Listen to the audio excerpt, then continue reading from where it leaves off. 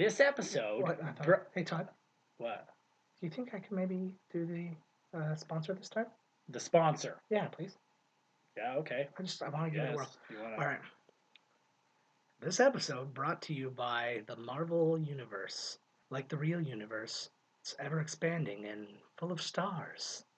That was it. Yeah, did you like? Holy fuck. That's it. Yeah. My one gig, the one thing I do, you do, and that's it. I loved it. Oh, thank you so much. No, I secretly hated it.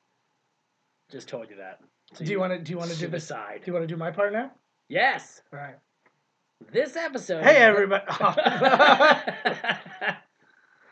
You mean make up fake facts and then pretend that they're real? And then say over and over again in the episode, yeah, I was up all night looking up these facts. And then I watch you write it down on a piece of paper with a crayon.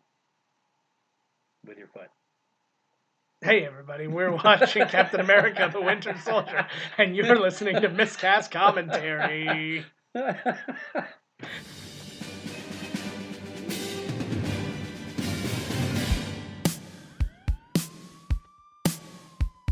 Welcome to Miscast Commentary's Movie Marathon. Before we get started, does anyone want to get out? With two guys actually crazy enough to get this done. And I have a bow and arrow.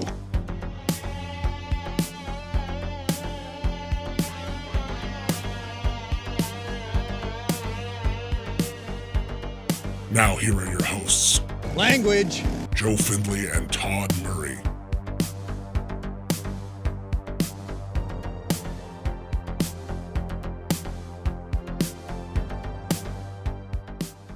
Hey everybody, welcome to Miscast Commentary. I'm Joe Findlay. Todd Tebow, the Sailor Murray. And Captain America's getting a second look by us. And probably like a lot of women and stuff like that. They're probably like staring. Just a second look? Oof. Oh my god. I have not made eye contact with my wife while making love since the first one came out. It has been she's like literally she's looking at the side of all my Blu-ray covers for all the Captain America movies, knowing that Chris Evans is on the cover, and it makes her. It's killing her. I don't know. It's killing her on the inside. I was gonna say it makes her wet, but I feel like that would make her mad. It makes you wet. It makes me wet. I would. Hey, There's anger wetness. I can't deny. If you want me to rank these guys, he's number 2. He's my number 1. Hemsworth, baby. Thor. Thor, come on. Thor, sticking Mjolnir or his Stormbreaker deep up my ether. Ooh, yeah. Oh, this is all topical. Oh, yeah. It is. It is, because we just watched that movie. So did you. Last week. What? A week ago. A week ago. Now you're binging this. Damn. Do you imagine somebody binging us? Somebody going through such a round of depression that they're like, I'm gonna listen to 80-something hours. 80-something hours of two borderline autistics talk about movies. I don't call that depressed, man. That's called living. That'll pull you out of the life funk. It's called living their last moments. It's like you have 3 days left to live, 4 days left to live. Oh, I better listen to Miscast Commentary, make it feel like a lifetime. That's right. Front to back, baby. Pretty soon somebody's going to do the gauntlet of us. Oh, they're going to watch our episodes while they talk shit over it all the way through. I would love, not necessarily if you have to watch, you don't have to do a podcast about us doing a podcast. Yes, you do. But if anybody binges movies and listens to the Miscast Commentaries with them, or binges any Miscast Commentary, get in contact with us. I want to talk to you. I will call you, and I want to talk. I want to know. I would love to call somebody. I want to know your mind. So we haven't had a guest star since Buddy Groove there. Yeah, I know. Well, because that was like 4 years ago. Yeah, but he mysteriously died. And now everybody's like, oh, did we do it? Yeah, the cops talked to me a lot about a lot of missing people all the time. I was going to surprise you with Samuel L. Jackson was going to come on, and then he heard about... Buddy died. Yeah, he died. And B.J. Mendelsohn is alive and well, people. He's still doing his stuff. Damn right he is. Go check him out. Go check out his comic, all that good stuff. He's a good guy. All right, if you like good guys. Ugh, I hate him so much. Yeah. Being all good and tricking us into watching video game movies. I know. It's his fault. Which then forced me to double down on another video game movie that almost ruined our lives. I'm still not over it. Ruined our friendship, ruined my marriage. Oh, big time. Ugh. No, we're all still here though. I just wrote he slapped a Scientology-esque, thing in front of me. I'm down for 4 billion years. I know. Thankfully, my thing is I'm actually up in 3 billion, but I'm gonna use that renewal time because they're not gonna want to split us up. So I know I'm gonna get I'm gonna get like a pay bump from 0 to a little bit less than 0. Yes, beauty. A little bit less than 0. A little bit more. I feel like we're already at less than 0, and then we're gonna go up. We're gonna go up to 0. Yeah, nice. That's what I meant. That's all I want. But the little a low 0, low. I could tell if there was a 0, 0, the bottom is 1, the top is 10, maybe a 2 in there. If I could tell my wife that we broke even on this thing 1 year, she would be so thrilled. We broke even. Oh, that's funny. Oh God. Why am I crying? Please, oh God. Please mail us money. Please mail me anything. Sandwich. Yeah. Minus the bread. Oh God. If you did a gold filling fallout, mail it to us. We'll sell it. All right, guys, let's get this bad boy started because it's a longer one. Yes, it is. It's bordering on that point where it's like we make it 2 episodes. Hell no. Well, no, my basic rule is if it's more than 2.5 hours, we break it down to 2 episodes. We're close. But we are close. Well, now with this jibber jabber in the beginning, it probably is. Yeah. Is that your whole plan? Did you goad me into something here? We'll see you next week to find out. That would be amazing. All right, guys. We got to get this bad boy started. There's only one way to start it is to press play. Now. Oh. This movie is so fucking awesome. I remember. Oh, my word. Because, again, I had it in my brain of what the first Captain America was. And then I was like, well, I'll go see it because it's going to continue the stories. And it's, are you goosing? Yep. Nice. Goosing. I got to figure out a way. I'm going to find out if it's fair use for us to use this in our theme songs. If you hear the Marvel bit in the theme song, that means I found out that it was okay for me to use it. You're like, yeah, that sounds Marvel-esque. Yeah. So I'm working on it. Yeah, I don't know if I was expecting this for this movie either. No, I didn't at all. I don't think I was really looking that forward to it, but the movie's horror, so I went. Yeah, but the whole thing, when I was reading up on it, I was hearing a lot of it's got like an All the President's Men kind of feel. It's got political Which intrigue. is weird. Who's in it? I know, right? It's Anthony Mackie. It's so weird. He saw that movie, but I love this too. That's why he passed him 15 times. This is a great way to introduce him and to and to also have their relationship, right? It'd be amazing if he tripped him. How long have they been? Say it. Well, I guess it was during sunrise. I was like, why is that? Like, how long have they been jogging? Days. Yeah. Oh God! I was like, don't rub it in, you fucking asshole. He has a dick about it. Oh, that underarm! Like, look at his fucking body. I think he should have been. Was he like the spokesperson at this time? Was The Rock still the guy? No, I'm sure everybody was the guy. Under Armour probably accepts a lot of people. Legitimate question that when the Russo brothers were interviewing to direct this movie, the first question they asked is what they used to enhance Chris Evans' body and looks. It's like, did you do the CG? Russo brothers asked that because they wanted to know, they needed to know what they needed to do with him. Like, right? Like, what do we have to ask him to get in shape, or do we just CG his abs on like you did, or no, we did not see. That's what he looks like as a person. You're probably like, holy fuck! They started tugging each other. That's what brothers before. But okay, we've mentioned this about the Russo brothers, though. These guys got this job specifically on the 2 episodes of Community, A Fistful of Paintballs, and for a few paintballs more from season 2, which were the last 2 episodes of the season. The one was done in a Western motif, like the kind of the Man with No Name movies. Right. And then, spaghetti Western. Yeah, a little spaghetti Western, and then the other one was done in a bit of a Star Wars, and that. They made paintball look epic and in a couple of different styles, and basically made people believe that they could do this. And then when they actually talked to, I love the list here. That list actually changes. Nirvana was on there. Yeah, that list changes if you're in the UK or if you're in different places. Let me see if I can find. He talks such shit to him. And there, he's like, "Who? That's how it is." I can't find it, but there was different versions of that. Like the German one had all German references. The Australian one had like Steve Irwin, and like it was a lot of cool shit like that. It was interesting. Russia had Yuri Gagarin, who was the first person in space. Right. He's like, look at him. He's like, holy shit, this Black Widow. I know. She's so. She She knows does exactly it. what she's doing at all times. She She knows does that it. little Look hey at to her. him, and she's like, Yeah. oh, she gives him fuck me eyes.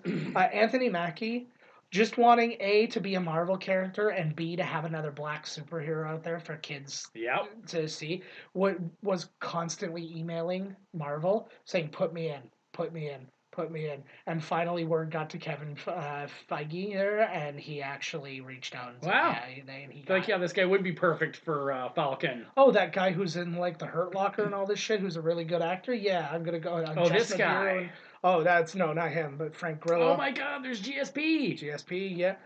Frank Grillo actually, he tested again. He was against a few other people. Nikolai Coster-Waldau from Game of Thrones tested for that role. Kevin Durant, who you'd know, he played Blob in X-Men Origins Wolverine. Yes. He was in like Walking Tall, shit like that. He tested for this, but like this guy looks like he's that guy. So his name's Frank Grillo. As He's I got said, a cool name. he does, but he was in Minority Report, The Shield, Prison Break, Warrior, The Gray, Zero Dark 30. He was in 2 of the Purge movies, Anarchy and Election Year. Does he come back to Rumble later? He is in Avengers 2, but here's the thing. I was looking They him don't up. really- He is on. I teased this last week. He's in the cast of Avengers Endgame. Ooh. So again, I think will probably speak to time travel. Oh, I'm fuck. guessing. Maybe he's finally gonna get his Rumble with Captain America. I guess like. I just I love this can't too. wait to This fucking- this comic is based on. I love that.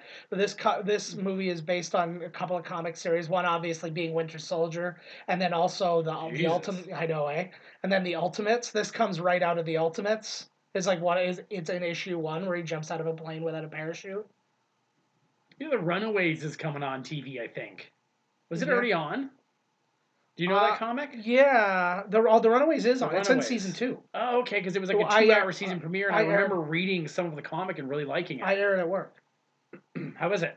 It's not bad. It's the Marvel ones for me, especially the ones more to the mutant side of things, are really hit and miss. Like Gifted was okay for a little bit, then it Right. wasn't, and I was just like, Muties, you muties! yeah.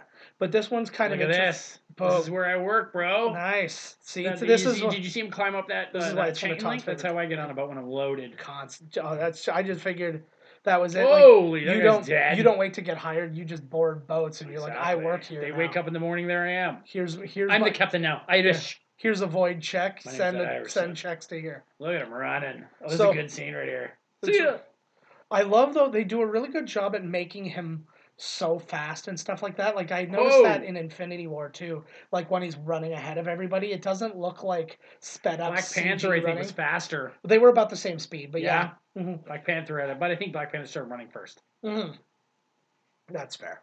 No, but then didn't Captain America have to get into a car? What's that? I said, so we'll talk about that during Yeah, Civil War. We'll get there. Ooh. Oh, that was different. I was talking Infinity War. They need to add more action in Black Panther too.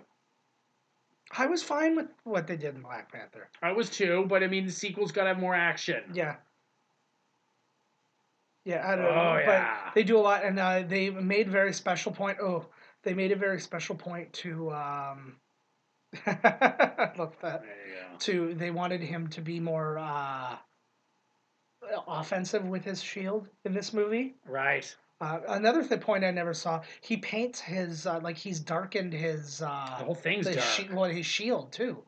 It's not the red and blue. It's like all dark and stuff like that. But later on, you'll see that it's actually red and blue again. They think that he just did it for like camouflage. They just painted it or covered it with something. So that would give you away. Yeah, well, yeah, I would guess the light would shine off it. We saw just really quickly Jasper Sitwell, who's been in some of the. He's a Shield agent, who's been in some of the other Jackie Chan shit going on here. things. So I always wonder too when it's things like that. Is like, did they find a parkour dude, or did they get somebody on a wire, or did they CG him? Look at like, this. what was the cheapest option? I think it was CG. I think he was on a wire, and I think they did a little CG. Yeah. Look at GSP's acting chops. So GSP, a very interesting thing. He's actually got some interesting ties here. He was in the movie Kickboxer Vengeance that JCVD was in. playing his character, and somebody played Tong Po, but it wasn't the regular guy. He wasn't like the guy who played him at the beginning. It wasn't Tong Po. It was Dave Bautista, another Marvel Cinematic Universe member. This was before. This was obviously like well before Guardians and stuff like that, right? But he was also in the movie Cartels with Steven Seagal. And then he was in 3 different movies with the UFC fighter Quentin Rampage Jackson. Oh my God! No, that's a star. So like he has not been in much of anything since, really. It's kind of like a sad thing. Zapped. Yeah, probably shit himself right there. Oh, for sure. So Chris McKenna, another guy, he did Community with he produced Community with the Russos, and he actually wrote on Spider-Man: Homecoming, Lego Batman. He co-wrote on Ant-Man and Ant-Man and the Wasp, I mean, and he's currently writing Spider-Man: Far From Home. And he did a little bit of. Did you wrote this movie too? He did a little script doctoring on this. This guy gets he gets it, I guess. He wasn't the writer, but his Lego movies but he was our writer. Lego Batman was really good. Yeah, Lego ones are supposed to be good. Isn't Lego 2 coming out? Lego 2's coming out. I've never seen any of them. Lego, they're all. Is that Chris Lord and Phil Miller or whatever? Phil Lord and Chris. Yeah, no, you're right. They do Community too, didn't they? No, they did. 30 Rock. No, maybe an episode or 2. But it's Last Man on Earth. No, I think they did some Community though. I don't know. If I'm not mistaken, I could be. It's not, it doesn't happen very often, but Yeah. Oh man, if this girl came out of my boat and beat me up, man, that would be the best day of my life. Oh hell yeah. Oh, so good. Even though you got your ass kicked, I'd be like, her boob brushed me, and then she hurricaned me, and I smelled her crotch. Precisely after she'd been fighting for hours. So it's precisely how I feel in. Hey, that dude. Yeah, that's what I said. Well, looks like what's his name, Keegan Michael Key or whatever, like playing somebody. That's racist. Keegan, what's his name? No, you were right. He does look like him. Okay. 3, 2, yeah. 1. But that guy is a mixture of Michael Ironside and I call him Firth. Oh, he's dead now. Fuck. He's not anybody. Look at that guy right there, UFC champion. Yeah. At the time, no. No, he had. This is a 2013. Holy shit! This is a 2013 movie, and he relinquished the title in 2013. So I don't know. Maybe he was then. Maybe he was still champion, but he hadn't fought. Right. I wonder if he's coming. I know he made that one comeback match. I wonder if he's going to come back again. I don't know. He was pissed. BJ Penn just came back and got tapped out for the first time in his career. I'm like, why would you? No, but when you have those kinds of things, when you're like, I'm a UFC fighter who's never been tapped out. Right. Why on earth would you come back when you were old? Because that's the only thing that's going to happen.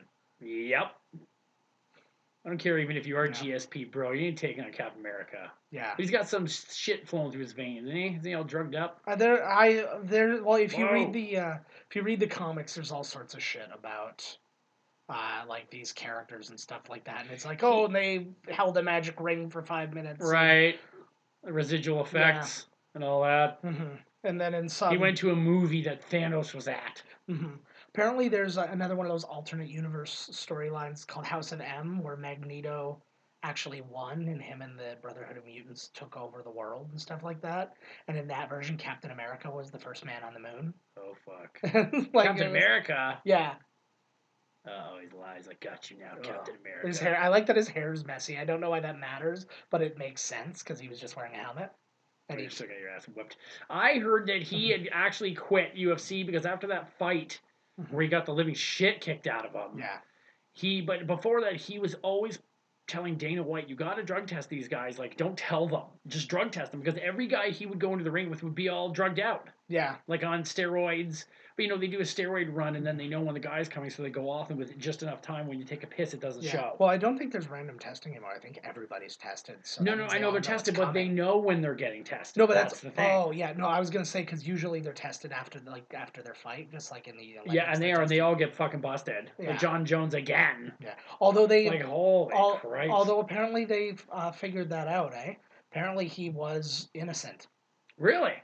My cousin was telling me about it. I don't know how, I don't know all the accuracies of all this stuff, but they're saying the stuff he was taking, or he took supplements or whatever. It was like something he took ages and ages ago is something that actually sits in the fat of like your liver and stuff like that. So it will sit on you for years because that fat needs to metabolize before it goes away, but it never Right. does unless you lose so much weight. So you'd have to cut a crazy amount of weight. Then what happens is when it metabolizes, it's back in your system.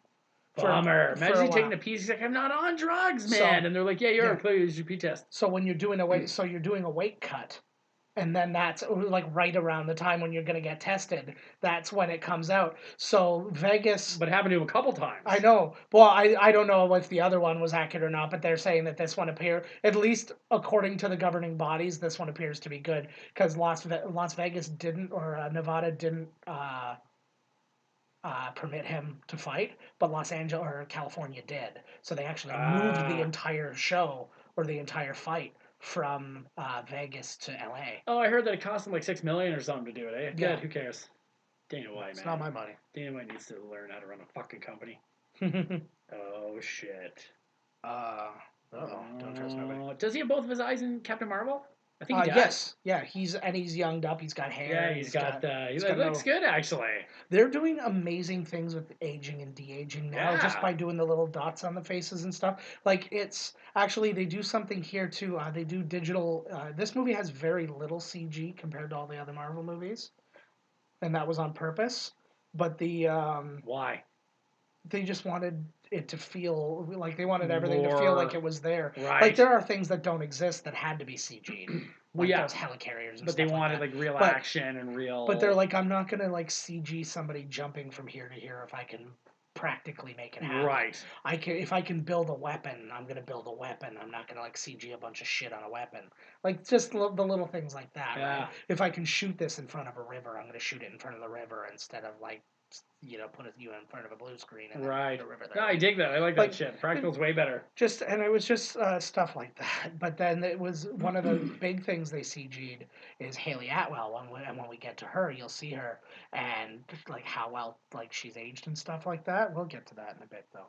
But they're doing amazing things. Like I was just watching Ant-Man with my son and seeing young Michael Douglas, and they did the same thing there. And like they make them look like. Oh yeah, totally.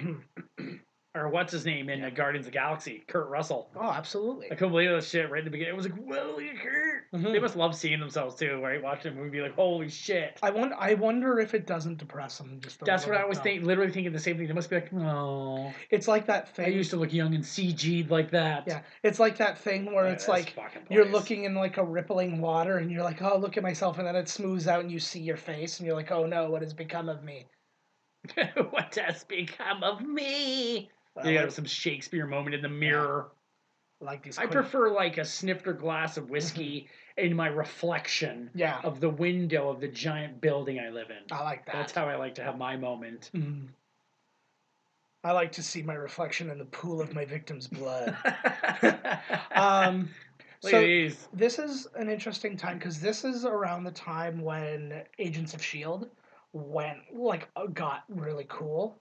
Because they started to really tie the two things together. Because with S.H.I.E.L.D. falling in this, Agents of S.H.I.E.L.D. falls the same way, and then they try to rebuild S.H.I.E.L.D. under the radar. Right. But then there's multiple factions of people trying to rebuild S.H.I.E.L.D., so then they go to war, kind of thing, and there's all kinds of stuff. But there's direct ties to this and the series and all that kind of things, all those kind of things, and you actually see at the end of the season.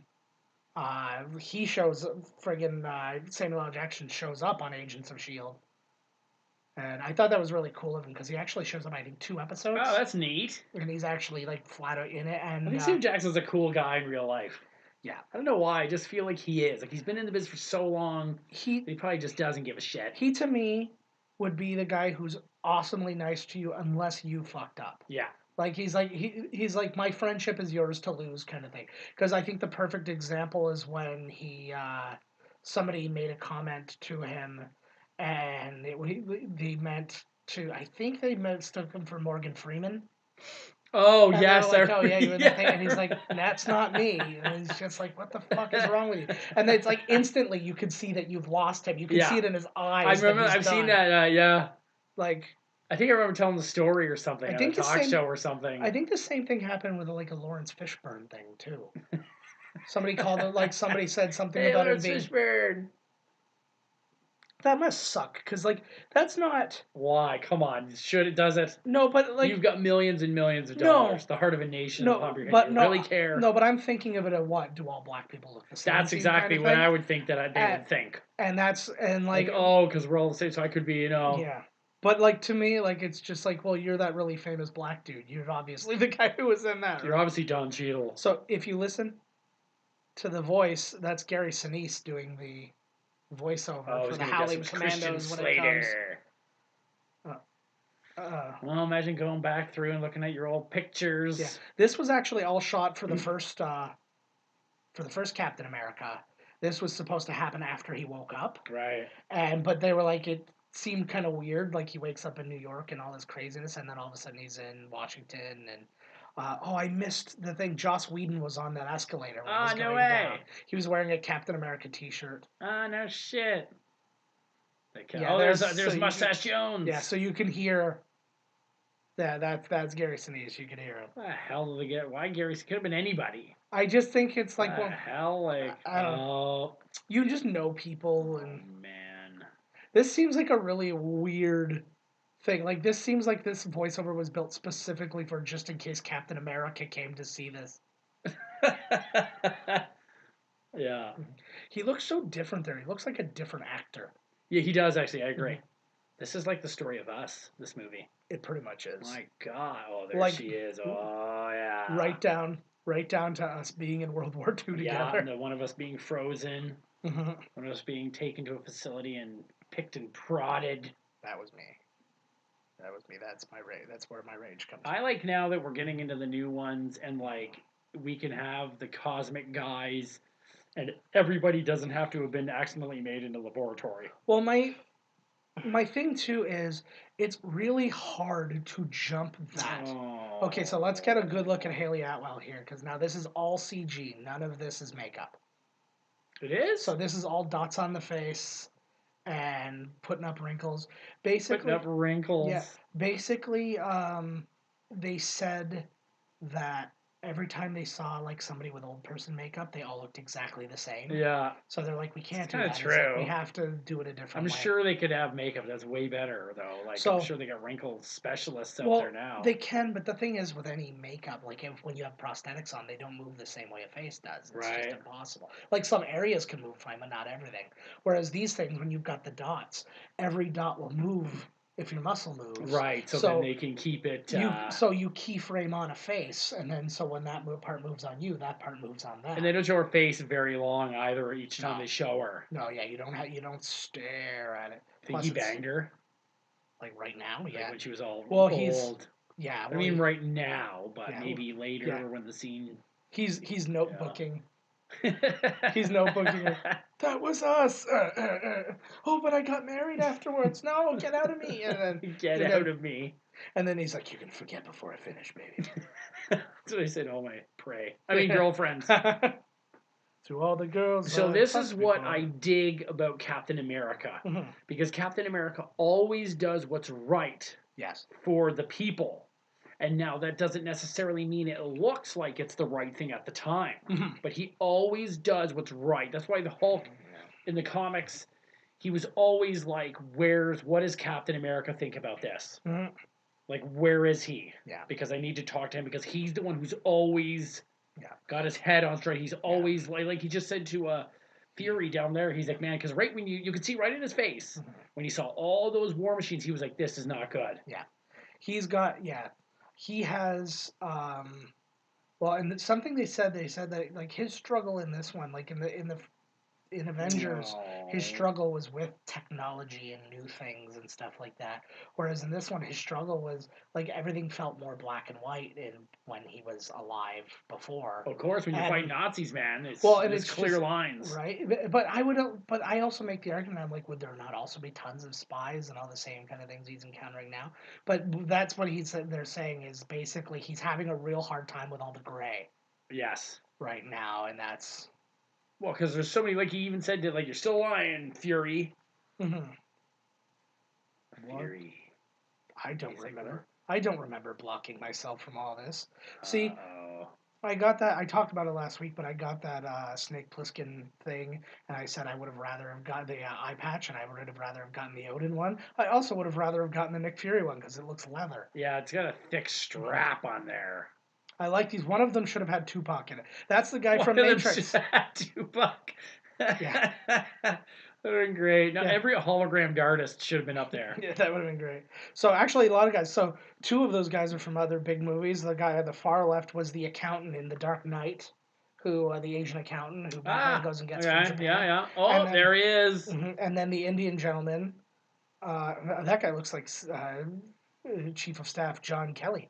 It is. He is.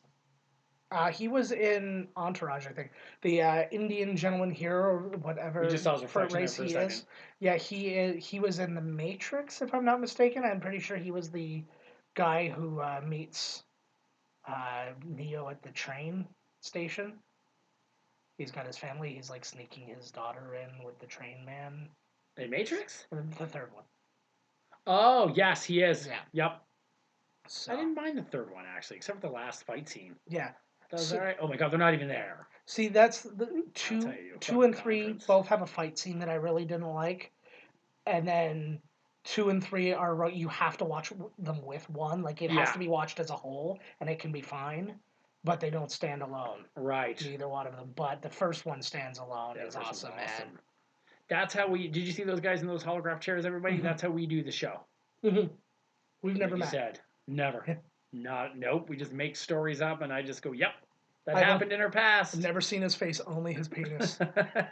So Robert Redford Awesome. Here's another one, right? We had another Odin, Oscar we've had winner. Anthony Hopkins, now we've got Robert and Ben Redford. Kingsley Oh, Ben Kingsley, that's right. See, now they're starting and to... Jeff Bridges. Yeah. I wonder So- what Oh, did they... I know. I'm sorry.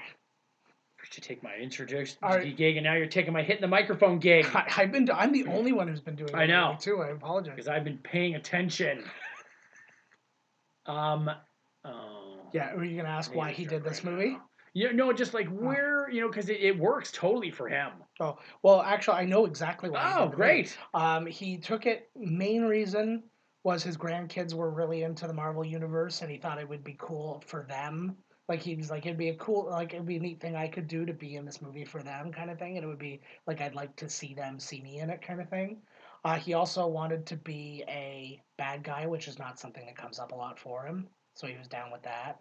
And he also wanted to see modern film, like the movies he directs and stuff are pretty bare bones, right? Yes. It's not blue He wanted to be in screen some and CG, So he kind wanted of a big movie. Well, he just wanted to see what it was like to have to produce one of those movies. Like he wasn't producing the movie, but like to see it actually occur, he did. be on set for a much Yeah. bigger, a larger scaled film.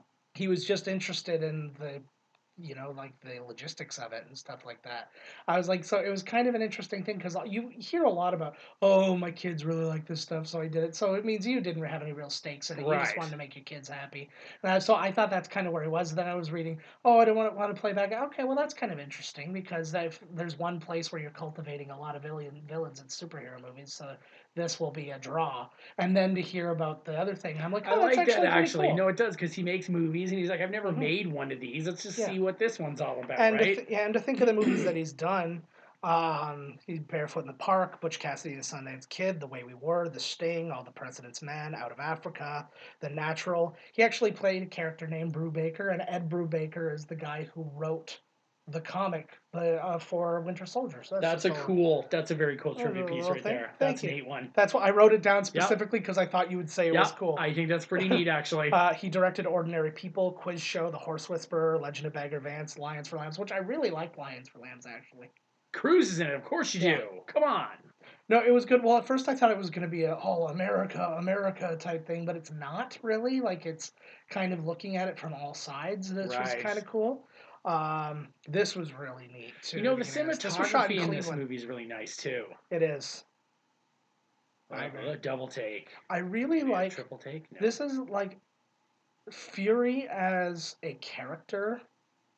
is- do not judge yeah. Jack the White Officer. I- Oh, jeez. They both turned into Smith. Uh-oh. But, oh shit! This is so good. I I forgot yeah. about this. Yeah, this is a great action scene, but I also just really like what they've done with Nick Fury as a character in this. Like, he's got so many secrets. He's Yep. got so much, but he's also in he's danger. spinning a lot of plates. Yeah, it's well. He even says too. In an interview, he actually said he's like the guy lies so much that he doesn't even know when he's lying sometimes. Right. He's like, I know I'm telling you something. I couldn't honestly tell you if it's the truth. I may have lied to myself. Right. I may have lied to myself at this point. What a wicked car, eh? Mm-hmm. I like how in these movies how everybody kind of gets their own piece. Like their characters. Yeah. It's not all about Captain America. There's like I said, there's a lot of plate spinning. There's a lot of characters. They're very respectful if they're gonna put you in, they're not putting you in for nothing. Right. And a really good example of that was an early version of this had Hawkeye in it, and there was a couple this of one. Yeah. And there was a couple of scenes. Cool. He was actually going to fight Captain America, but then he was actually he was talking to him, and he's like, "Make it look believable that you're beating me," because he wants to not get in trouble with Shield. That he's like giving him information and stuff. He's like, they're tracking your suit and all this kind of stuff. And then Captain America beats the shit out of him. This is awesome. Oh yeah. Boom. But juices them all like in Rambo. Like this is awesome. Could you imagine being in a Cleveland office building doing your job and all of a sudden they're filming this? Yeah. Like this was, I had a very similar experience when they shot the RoboCop remake. It was literally right outside my work I thought you window. meant when those cops attacked you and you shot them all with your giant gun. Yeah, that's in your self-driving vehicle. That didn't feel as actiony though. It was really just survival. But it's knee-jerk reaction. Yeah, no, but when they were shooting RoboCop, like literally, I looked out the window one night and there was like turned over cars on fire and like there was all these things, and I was like, "This is awesome!" But like I didn't see any of the actors or anything like that. It was just you just saw this awesome scene. Right. And I was just like, this is where is this? This was literally right outside my work. Like it was just like I looked out a RoboCop. window. Yeah, RoboCop. Yeah. The Omnicorp building was the George Brown University right next to my work. So I was just like looking. I was just looking out, and you just see this scene that just is there, and it just like it almost looks organic, like it was supposed to. Like, oh, somebody flipped some cars, right? Some fires. It's just if you didn't see all the trailers and all the other shit, you wouldn't know any better. Do they have like a making of the movie and the DVD of this? Oh yeah. I always loved the car chase scenes, but I always think of like, how many times did it take to film it? Because it always switches. Like you're in the car, then it's this car, then you're going around here, then it's from the sidewalk perspective, then it's like. I think what happens more often than not, just for money purposes, is you've got your stunt drivers who are doing this stuff, so they're pretty planned out, so you're not going to have to worry about doing 20 takes of one of these things. You don't want to anyways, right? And you'd have to get a new car for every single one. So I think what they do is they cover it with a lot of cameras, so even if it doesn't work exactly the way they wanted to, they can make it... Like, there's a lot of violence against humans. He's killing lots of people. But the... But yeah, like the idea is so they get it from a bunch of angles. So then it's like, okay, from the straight on angle, maybe it didn't look like it worked so well. But from the side angle, it looks like it did exactly what it was supposed to do. So then they just use that. Surprised they didn't shoot the tires out. We could get a self-inflating tire gig. Yeah. Well, I imagine that thing could do everything. That's what I'm saying. Just shoot the tires, man. Yeah. Stark designed all the stuff. Like they mentioned that Stark helped design those helicarriers that are in the thing with the new propulsion stuff, because in Avengers when he gets stuck in that giant propeller, right? So he basically told them you can't have those propellers anymore. So he designed something new for them. That propulsion thing that can keep them up forever. Yes. You think maybe they'd give that to the people so we didn't have to pay for all this gas? One thing at a time. Yeah. See, like this is so cool. Like it's such a smart movie. Well, I just like that this is Captain America's movie. Boom. Captain America's movie, and we get a whole action scene with Nick Fury. No Captain America in sight. Fan theory, though, Frank Castle was driving that Penske moving truck. There's a big fan theory out that the Punisher was driving that truck. Oh, no way. Oh, shit. But it doesn't really make any sense.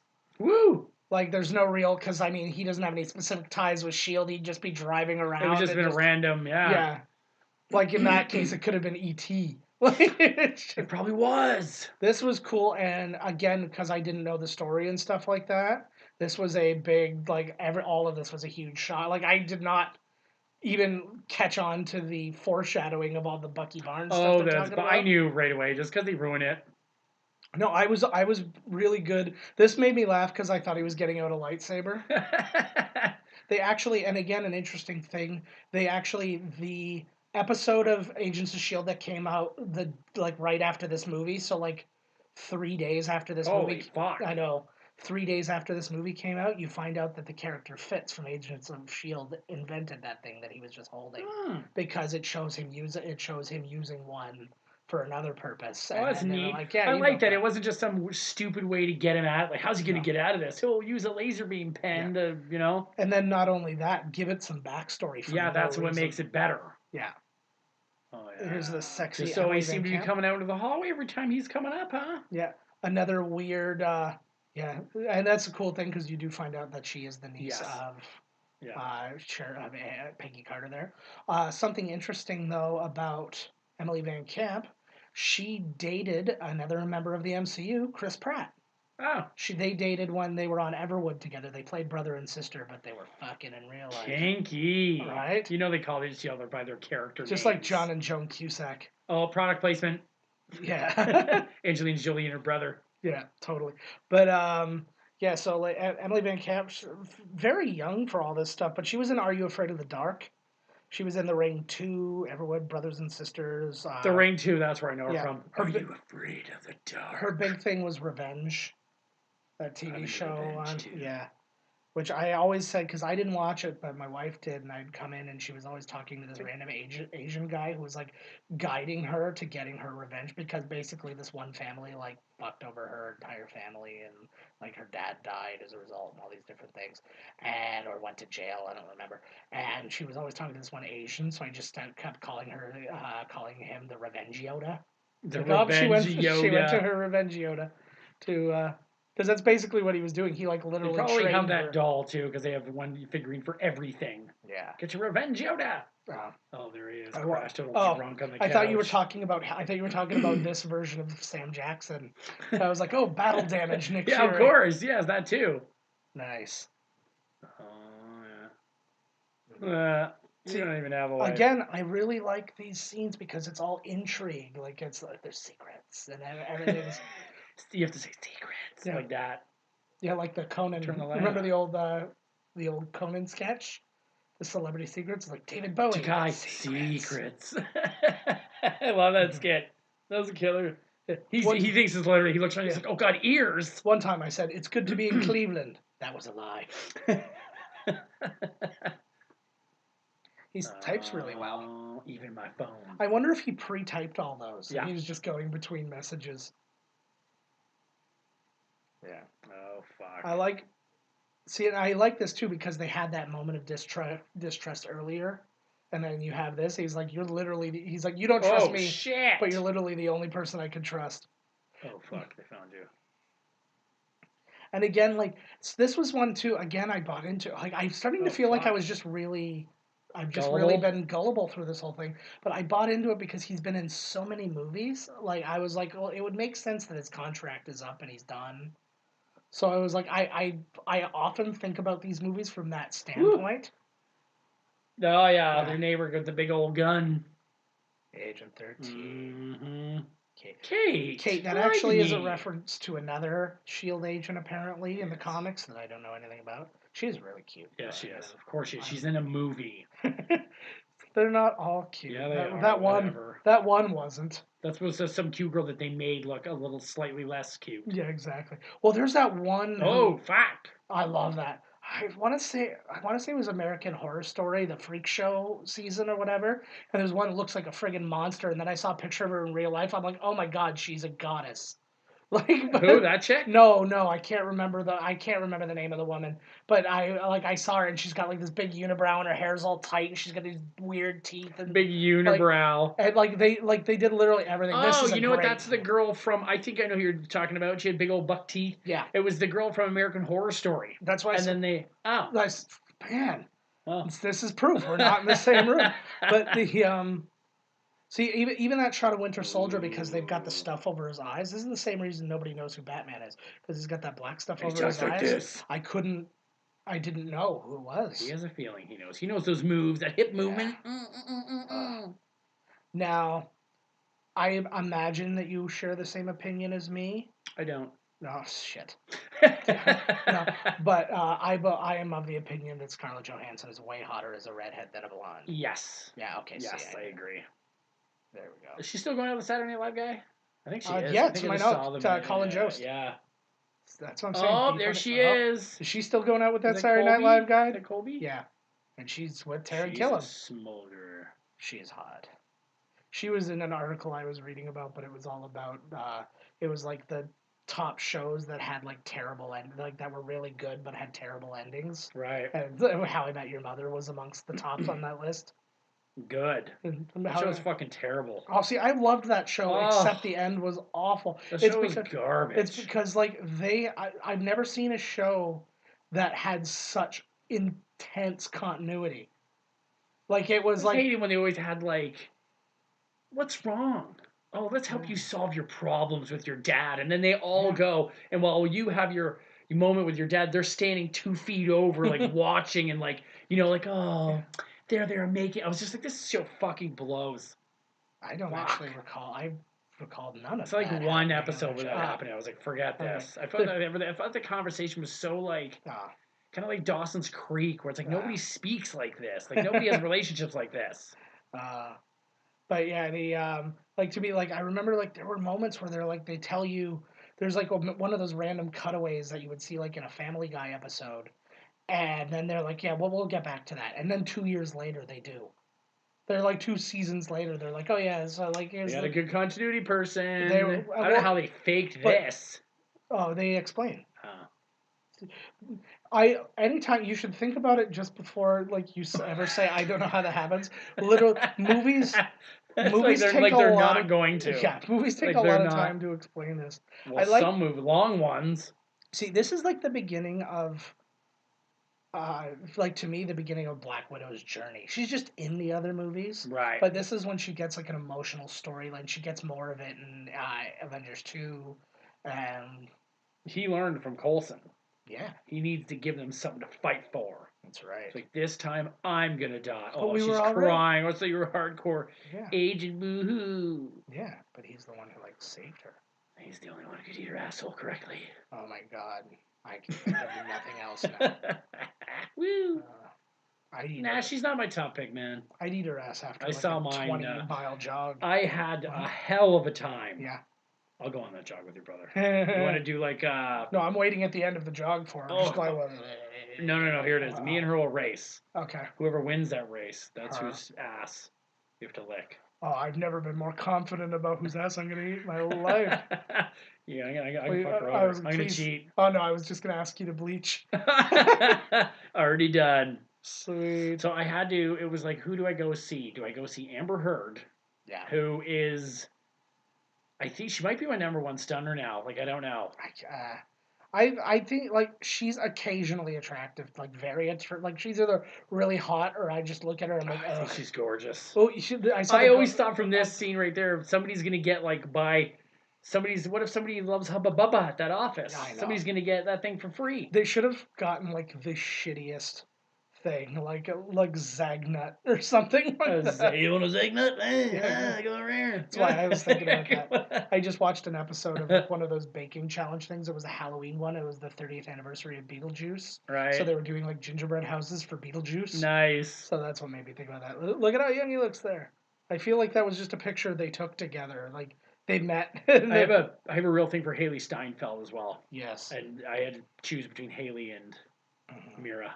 I think from I would probably go for you for Mira just from an age perspective. What's the problem? This is Hollywood, baby. Well, this isn't. They're all, what the hell? How old is Haley? She's of age? She's like 6. Oh, no. Right. She's way too old for me. Yeah. No, I don't know. She's of age. She's like 20-some years old. Is she? Yeah. Oh, okay, then you're fine. Fucking A, man. Jesus God. Wait, I think. Oh, no. that Mira, I tell you. Woo! So F. Gary Gray was considered to direct this film. He did The Negotiator with Samuel L. Jackson. He did the most recent Fast and the Furious as well. The one with the submarine? Yeah. Bit. Fate of the Furious. I think that was it. I don't think he did 7. No, that was it. No, but I was going to say I don't think he did 7 as well. Oh. That's what I was getting at. That was the one that Buddy did. James Wan. He did 4, 5, and 6. The 6 then. 6 is my favorite, Yeah. I think. There you go. But I But have to figure that one out because I always talk up James Wan. yeah, I like. He's going to get any movie he wants now. Oh yeah. Anything he wants. Well, Every movie he makes does but well. And he's literally doing that. It's like that Cary Fukunaga guy who's doing Bond right now. Oh yeah, because Danny Boyle dropped out. Yeah. So and they're all over him right now. I love James Bond. Give me something good, buddy. Fukunaga. Mm-hmm. Fucking rock me, Fukunaga. That'd rock be me, awesome. Fukunaga. Rock me, Fukunaga. I love it. That's Robert Redford's looking old as fuck in this. They CG'd him to be even older. Yeah, exactly. We're gonna add 60 years to him. See, I'm very curious. I'm kind of curious what they're gonna do with Captain America. Are they gonna kill him, or are they gonna do what they did in the comics? In the comics, he hyper ages. Oh, suddenly And, catches up to him. And just all of a sudden, in a matter of weeks, he's now as old as he should be. Damn. And then that's when he ends up dying or whatever happens with him, and then that's when they call on Falcon to take over. Well, one of the comic lines was someone shoots him with a super high powered bullet. Yeah. And it turns out to be I can't remember his name. He was a purple mask. Not Baron Mordor, Baron Zemo? Yeah, Baron Zemo. Who's the bad guy in Civil War. Yeah. Is he? Mm-hmm. He doesn't wear a mask. They all were. Well, there's lots of bad guys, but he's the one who kind of turns them on each other. Right. That's right, yes. Mm-hmm. Good old Redford, looking good in that suit, buddy. He does, and he is that style of acting. He was, to me, the first generation of actors who learned how to act for film. Yeah. But if you watch older films, and I have such a problem with older films, even the classics, because they're always acting like they're on a stage. Yeah, really they're on big vaudeville and they're blah, blah, blah, blah, just really large. But these guys are like, hey, there's a microphone right here. So if I just talk like this, everybody's gonna hear what I say. And that's he's got Oscars, doesn't he? Oh yeah, he has Oscars. And then I think as an actor and director. And he knows something. But yeah, it's he's part of that group, and I think when Citizen Kane came out, that was one of the first movies that really utilized a lot of that too, where it was hey, we're gonna actually make it sound like we're across the room from each other, but the focus is on me. So I'm not going to have you mic'd exactly the same. You're going to sound distant. You're going to sound far away. Right. They started utilizing film instead of you have to hear everybody the same, because if they were on a stage, they'd all yell. Right. It's that thing. And it's they started to figure it out, but he just felt like one of the first real natural actors to me. He is definitely natural. When you see Jimmy, his film suggests. James Stewart, was a good actor. He was a great actor. I have no problems with him, with any of his movies or anything like that. But it's very big. It's very, I don't know. My dog's not there anymore. It's just dare you. I'm just saying, that's just how it is. I love this scene, too. This is, again, another one of those. It's pretty sweet. Mm-hmm. Tack team. Yeah. Right, that's right, yeah. But I like... Conspiracy now, Cap. See, now this must really question things when his own people are after him now, and he's like, what the fuck? But I love watching him catch on to what's happening. Oh, yeah. Yeah. So, even the suits are all monsters. He's like, oh, yeah, here we go. Let me get right behind you here. Yeah. We're just going to surround you. And this was apparently a thing that happened in Civil War when he refused to sign the accords of the whatever. I don't think it was the Sokovia Accords specifically in that. But when he refused to kind of join that side, they basically did the same thing. A bunch of S.H.I.E.L.D. agents tried to arrest him and didn't go well. He's talking shit. But literally, sweating. To me, this is a Sherlock Total moment. Recall. Literally, although this is a little more obvious than a Sherlock moment. Right. Because I like records. Yeah. Yeah, these guys are records. We send these nightclub bouncers down to go grab some paperwork. Yeah. All right. The next stop, the armored guys get on. Yeah. Go for a smoke break. It's like RoboCop. Give us 10 minutes. This is my favorite line in the movie. Oh my god. So. Yeah, I wouldn't want to be in there. Fuck that. That'd be amazing if 3 guys just put up their hands and then they stop again and they get off. That would be good. That would've been Yeah, I'm weird. rethinking this actually. Yeah, thanks for the question. But I love this because it's not just a fight scene because he's being overwhelmed, right? And they And have so technology. but it's not just him like punch, punch, punch. Like because a lot of scenes like that, like it's 1 versus 100 guys. That's all it is, and you get some of that. But at the same time, he's getting swarmed, and you've got guys who can actually fight too, right? Like it's not just like Oh shit. it's not just thugs. It's some of their best guys. Oh jeez. There he is. Yes. I feel like guy's wearing like a fake wig, like a bald wig or something. Like I'm sure some guys are. he just looks like he's half cartoon or something. That dude. Oh yeah. I think a good I shield think- thing happens in here Yeah. somewhere. I think that happens in a lot of stuntman heavy scenes, like where you have stunt actors, is the guys don't look natural there because they're not actors. It's Right. like you can tell that they're doing what they're supposed to be doing. You know what I mean? Like not. It's like how the person who is in there fighting him would be, improvising and like doing what they got to do. Oh Oh. shit! Uh-oh.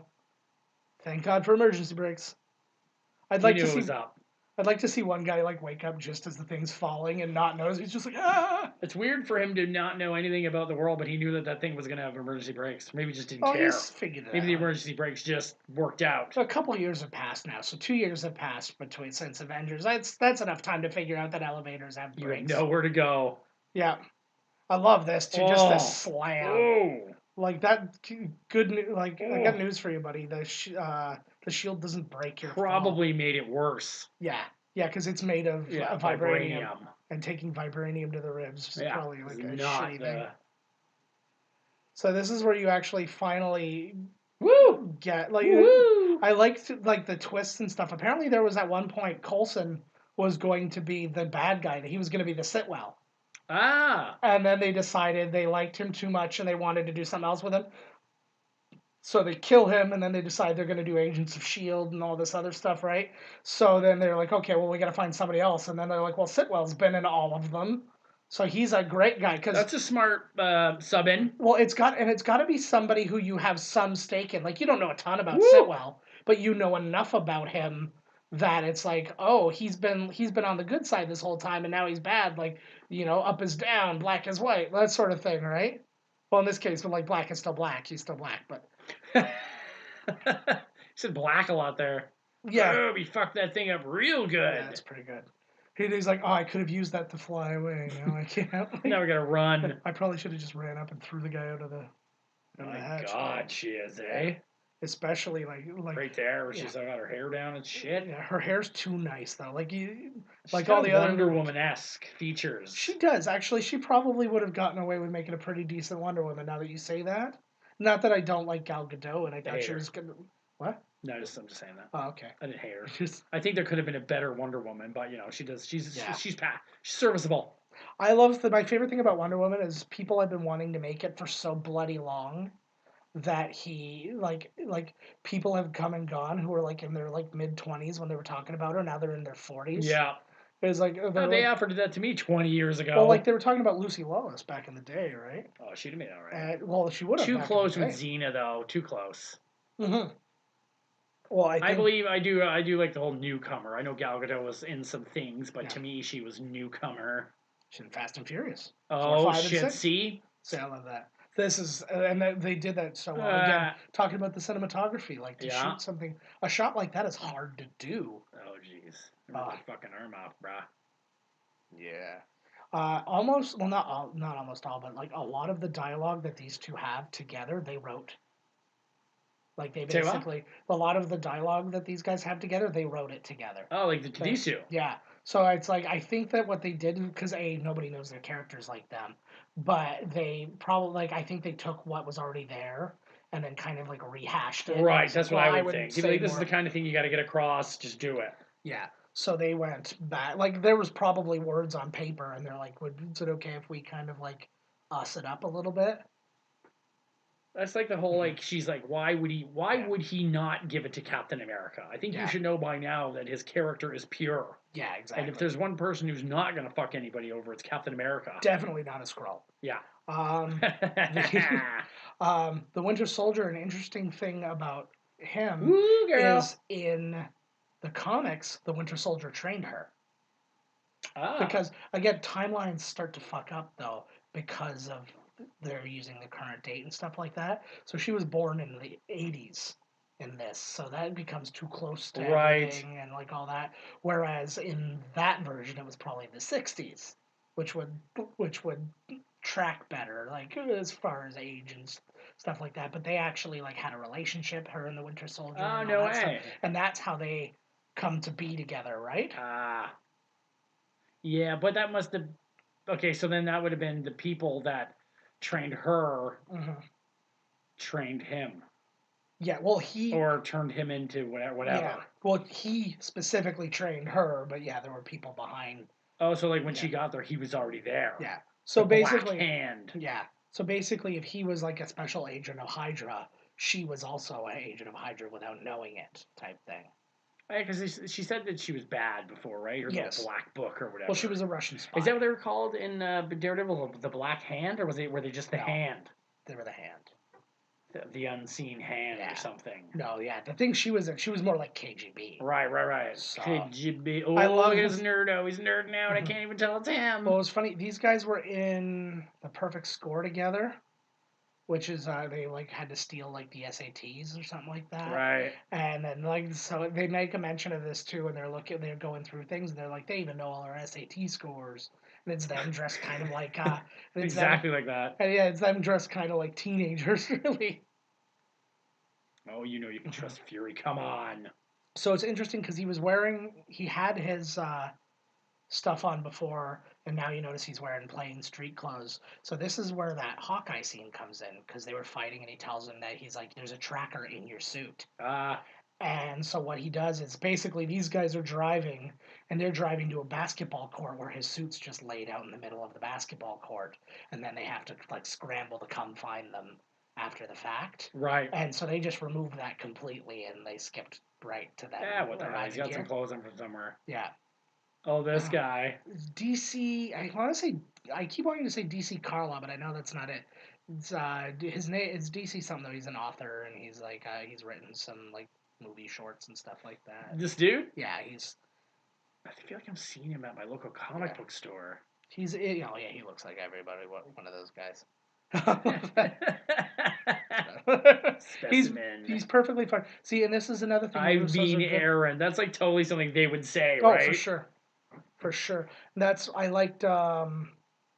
That's a very Russo thing, is bringing guys like that. Actually, that guy was in several episodes of Community. No shit. Yeah. And there's another. He's being Aaron. So what? When he walks away from him, is he someone else? The hell says that? He takes off a mask and he's like, "But I've also been Red Skull." Exactly. That would be. Yeah. See, this is a fun thing too. This reminds me a bit of, what was it? Bourne Supremacy, where the guy's like where Bourne's talking the reporter through the place so he doesn't get killed. Right. He's like, "Okay, at this moment, duck down and tie your shoe and do this." And he's like, "This is that kind of moment because it's action without anything actually happening." It's building. Mm-hmm. It's tension. Oh yes. Yeah, it's on, buddy. She starts tickling his balls. Yes, they do. I do not like kisses. Are you a PDAer?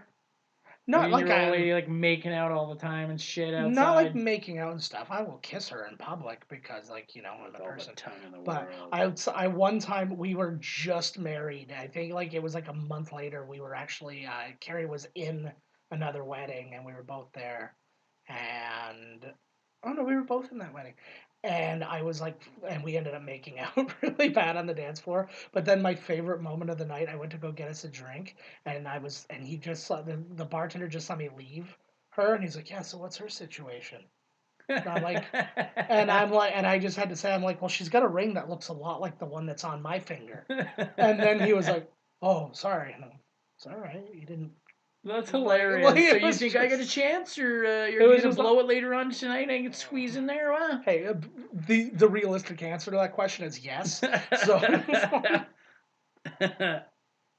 You ever had that happen? Other than that moment, you ever had guys that come up and hit on your lady while you're literally standing right there? No. It happens to me.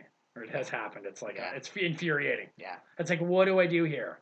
Yeah. It's like, okay, so the idea is like, it's like being slapped. It's like there's only two things you can stand there like a jerk off and let it happen with the mentality that like, okay, your girl should be handling this, right? You should trust her enough that she'll handle it. But you could look like an idiot, or you can go with the foot and then look like you're too. Don't you know be, what I'm saying? Like you don't be it's that tough, dude. You got to be the middle of that, which is like the. Just kind of laugh it off, but if it goes too far, like no, you be the keep your power gloves off my girl kind of guy. Like just like you be fun about it. You be fun about it. Yeah. My raging jealousy can be spun in a fun way. Well, it's that kind of thing. It's like, hey, I get you find my girl pretty, but she's my girl, so you now have my permission to move on. Yeah. No, and then he's gonna say that's gonna be like, what if I don't, tough guy? Yeah. And then you smash a bottle over his head and stab him in the throat with it. Oh, I'm pretty sure that's and then how. his neck blood sprays all over your woman, and you're like, is this what you wanted, honey? You basically, there you go. We got that's it. basically how Con Air started. Yeah. So that's basically Con Air. So that in this version, does that make me Michael T. Williamson? No, who's it like, makes you. I think I'm going to die, Cameron Poe. I think that makes you. Oh God, he's having a flashback. Yeah. It's cool that they have this kind of. Hey, I know that guy. I think. Oh, he did see him somehow. Yeah. Whoa. Could you imagine if you go back and we rewatched Captain America and then you see that scene where he's running by? He stops and just looks at nothing. And then you're like, oh my God, there was. We should have. I think we would have noticed. We just watched it 18 movies ago. This happened at the same time as the Convergence in Thor, so it all lines. Oh yeah, everything got all wonky. Yeah. Time overlapped. Yeah. And bled into each other. That would be amazing. You see Matthew McConaughey in a spacesuit. We make fun of Interstellar a lot. Want to read a book? You're good.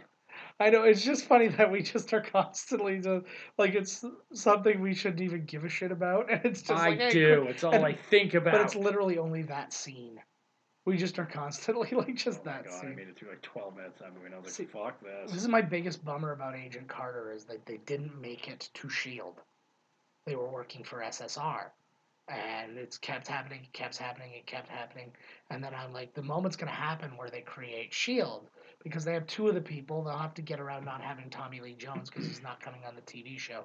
But, like, you can make it happen, and then you'll finally have S.H.I.E.L.D., and then you'll start getting into the more secretive shit and stuff like that, and that'll be pretty cool. And then it just never happened. They just can't. I'm like, that's why I think TV executives back in the day, they were willing to give things more of a chance. Like, they're sitting there and they're like, yeah, sure, Seinfeld's the 68th ranked show. And it's like, but, like, let's see what happens, right? Where, like, this one is like, we actually have something that we're working towards that you'll enjoy. Right. That's like, why don't we just give it till then? And if nobody gives a shit still, then we'll get rid of it. How long was Agent Carter on for? 2 seasons or something? 2 seasons, yeah. I guess the ratings weren't that good. No, they were fine. And they can't deal with fine. They got really, really warm. Like, did you? I'm sorry. Dear God, I'm at a hot flash, yo. Yeah, well, because he looks great. He cuts a nice figure in a sweater. I can't. I think it's too much with him. What? It's too much. Like, the upper body is too much. Yeah. Like, his tits and his arm ratio versus the rest of his body. It's like it's too cartoony or something. Like, Thor's kind of all over big. Yeah. Where he's all, like, upper body. Yeah, he has a thin figure. I'm definitely not saying he looks bad by any means. I'm just saying he looks kind of weird. Yeah. If I was going to have my movie body, it would not be his. No. It would be more Sofia Vergara. Ay. That's what you'll see when you see my magnificent tits. This is when you find out that S.H.I.E.L.D. has had USB technology since the 40s. God, eh? I love the way... MODOK's coming in here. No, it's Zola. But it's the same basic idea. But yeah, because now he's in the computer. Yes. Well, and there was a thing too. We were talking about this in the first one there. Yeah. Well, and what's actually funny too is in this movie they had intentions of making it so that like this computer station would become a body. Like almost like a little bit like a transformer. Jarvis. Oh, like it would all. Yeah, like basically it would come up and like that would be like his head or his chest or whatever, and then they just kind of laughed it off and they're like, no, that's kind of stupid. Let's not do that. This is neat. I like this. Mm-hmm. This old. Yeah, it's like using DOS for AI. I know. See, and this is Fraulein. I love, and this is Toby Jones reprising his role from the first movie and stuff like that too. It's his voice and all that. There he is. God, he has really made lemonade out of the lemons that are his He face. certainly has. See, that's the thing, and Yep. He's you can got only character. you can only get away with this as a man, but like you can be if you are an ugly man, you can make a career for yourself. But if you you've can got to act. be that one ugly man because Yeah. there's only a couple and they always use them. Steve Buscemi. Yes. There's a couple. Yeah. Bill Bellamy. I wanted to name something very random. 200,000 feet. Is that what you said? Look at all these things rolling around there. Yeah. Is that CG or are those things actually moving? What things? Oh, they're probably all the moving. tapes. That's an easy All the thing tape to do. there. That probably cost him $11. It's interesting because they show some footage here that actually is huge foreshadowing to Civil War. Yeah. So, He's so telling you the straight biz there. This is a real interesting, and it's an interesting storyline. Like, it's something I didn't know. Hey, he's back. Smith. We keep talking about Smith. They do a lot with this movie. Yeah. There's a lot of lines running through this one. I feel like the way that Thor 2 that we just did, it does a lot for the Infinity Stones and lets you know, hey, this is the thing that's happening there. This is the one that lets you know basically everything else that's going on.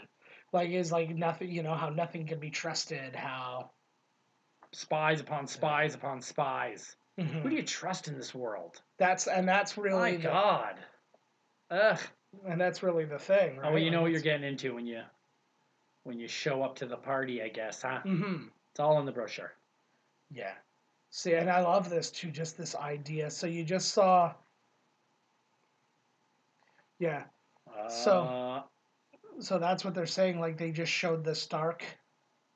They showed Stark dying the second after they showed the Winter Soldier.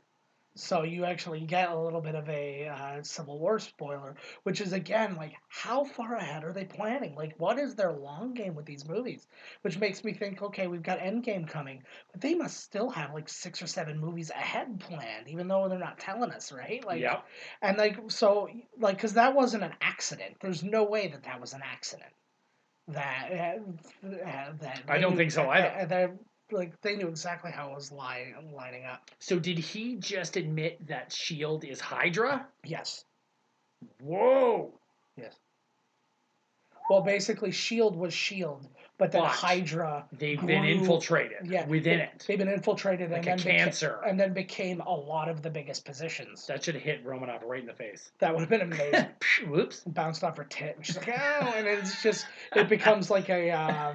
like a running gag. What's his face? I was going to say like a Paul Feig movie. Right. Where like then she's like, I got a shit, and she's like pooping. I got a shit, and she shits in his shield. And she's like, your shield did this, so I'm shitting on it. And then he throws it, and it just flings shit everywhere on bad guys. You're gonna blow yourself up. That's Kill Captain America. Holy fuck. Doesn't bother him. He's probably emailed himself to somebody else. Like later on. Exactly. Later on, he's a smartphone. He's he's back in that Apple store and he picks it up. He's like, I'm still here, Fraulein. I know that would be I'm a man. Yeah. Look at that, eh? He's getting himself all over Romanoff in this one. Oh, yeah. How many of the Avengers do you think she's banged?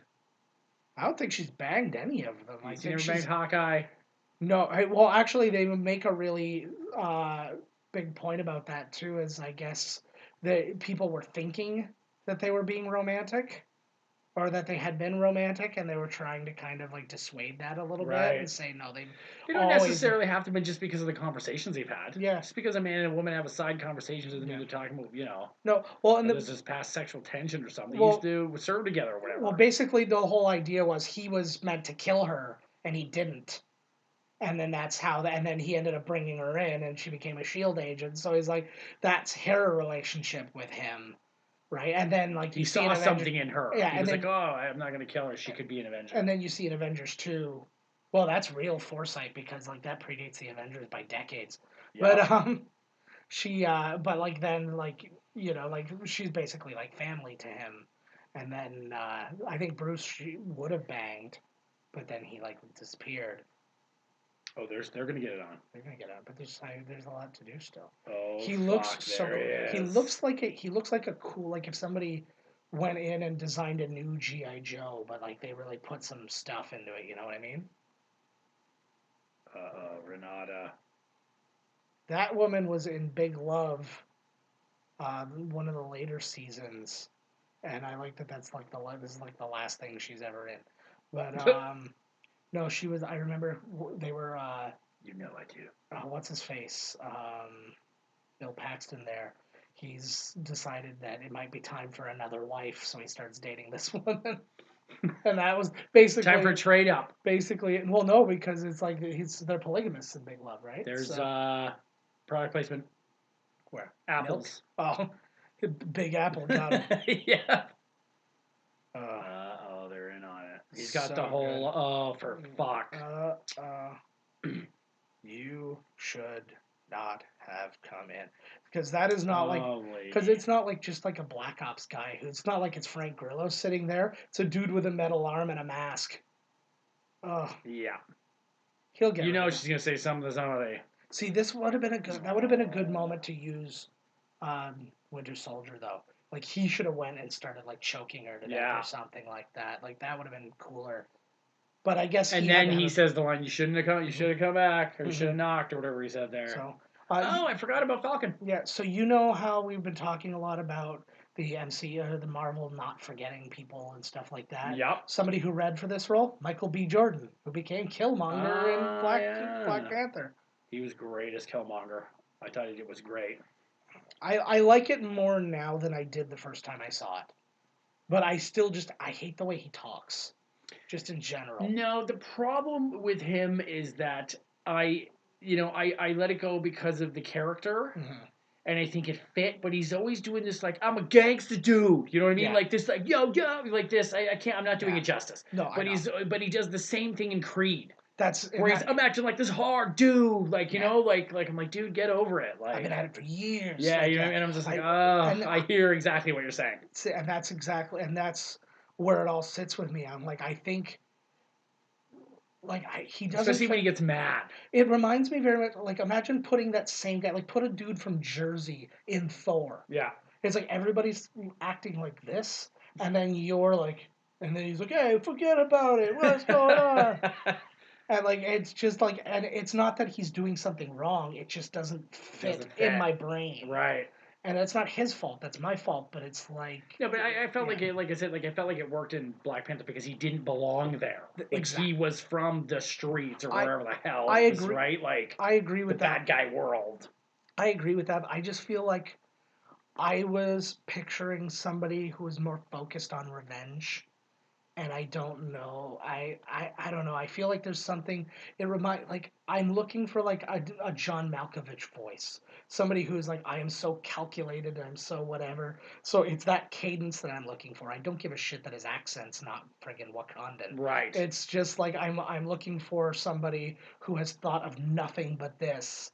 And he's just coming. He's like, I think I'm gonna take this place over. Like it's like it's almost like on a whim he's here. That's how it felt to me.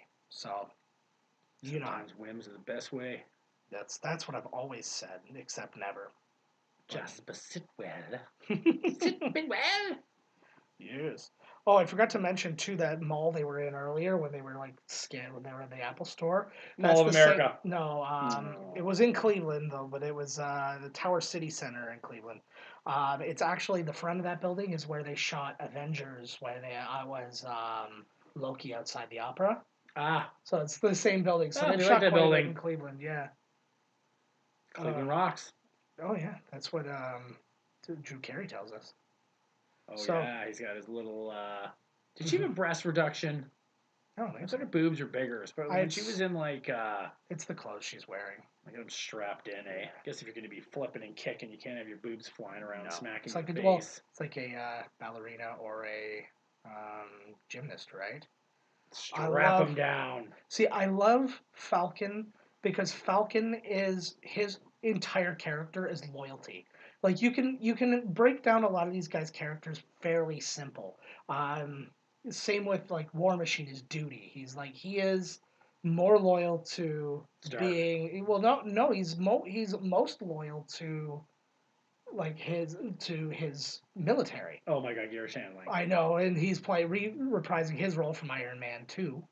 See, this is when he was on pills for something and he was all puffed Yeah, he's out. all bloaty. So this was actually his last live action movie before Oh. he died. He did one more movie. He was a voice in Jungle Book, the Jon Favreau Jungle Book. Right. And which I can't imagine what that was. I haven't seen Jungle Book, to be honest. Now that I'm thinking about it. Oh, we just tongue kissed him. Mm-hmm.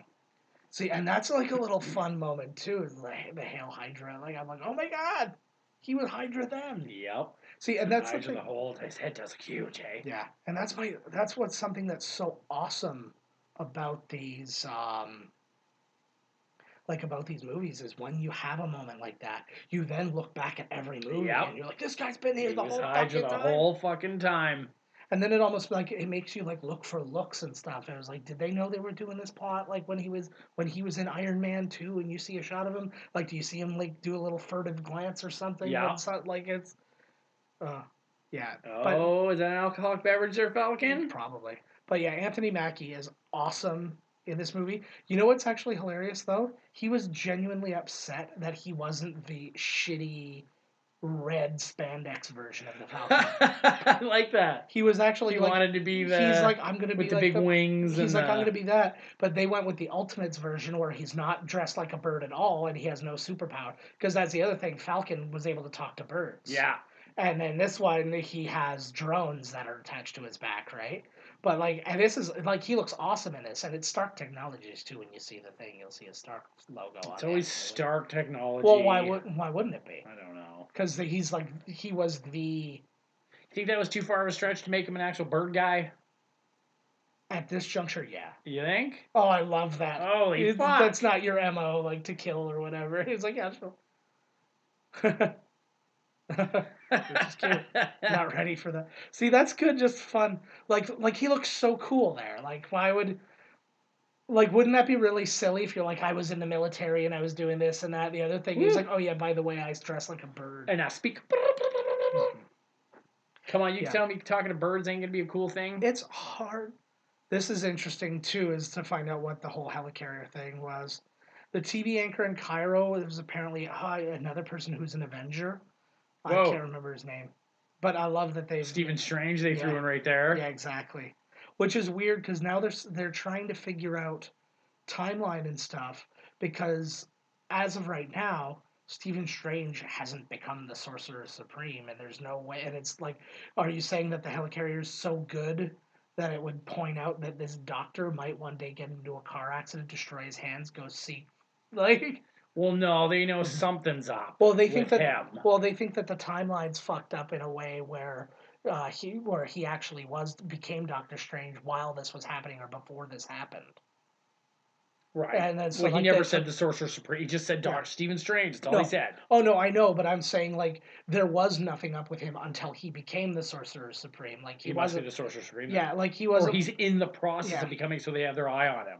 Mm-hmm. Like this, something's going on with. Well, that's what I'm saying. It's either this is somewhere different, like that movie's somewhere different in the timeline, or this thing is that good that it can actually picture every probability that would take a guy who's a doctor and turn him into not only somebody who's going to be like a huge threat, but somebody that he would know by name as somebody that's going to be as big a threat as the Hulk. Oh, I think you're nitpicking. Holy shit!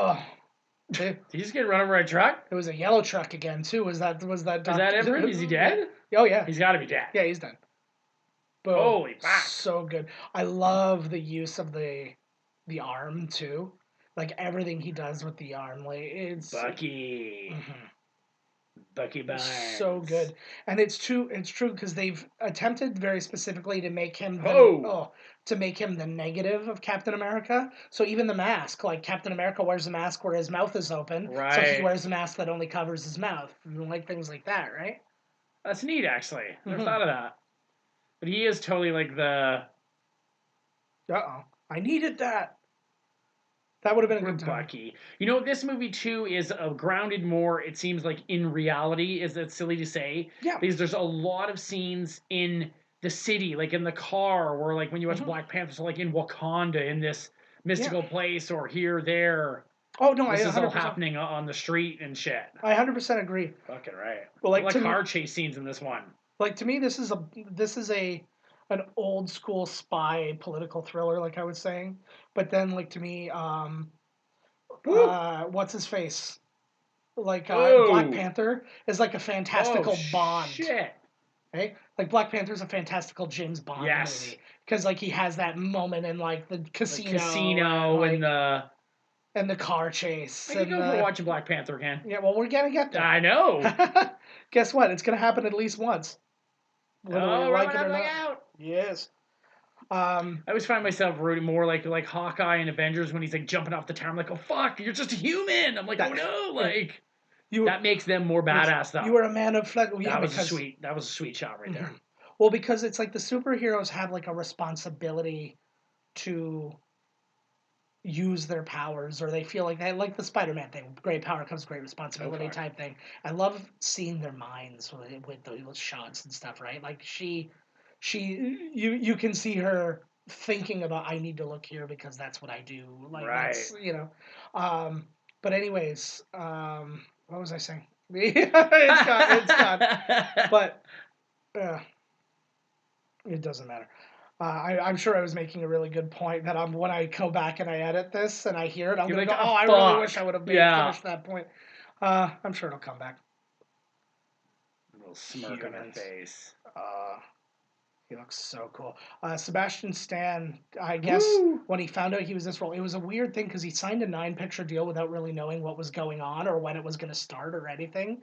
And then all of a sudden he heard at Comic-Con, they're like, oh, the Winter Soldier is coming. He's like, well, I'm playing the Winter Soldier, so I guess that's my first movie. That's weird, right? In the press, like, Yeah. So like that's basically how he found out, and like, but they never really told him what movies he'd be in or anything like that, or whoa. or how long it would go.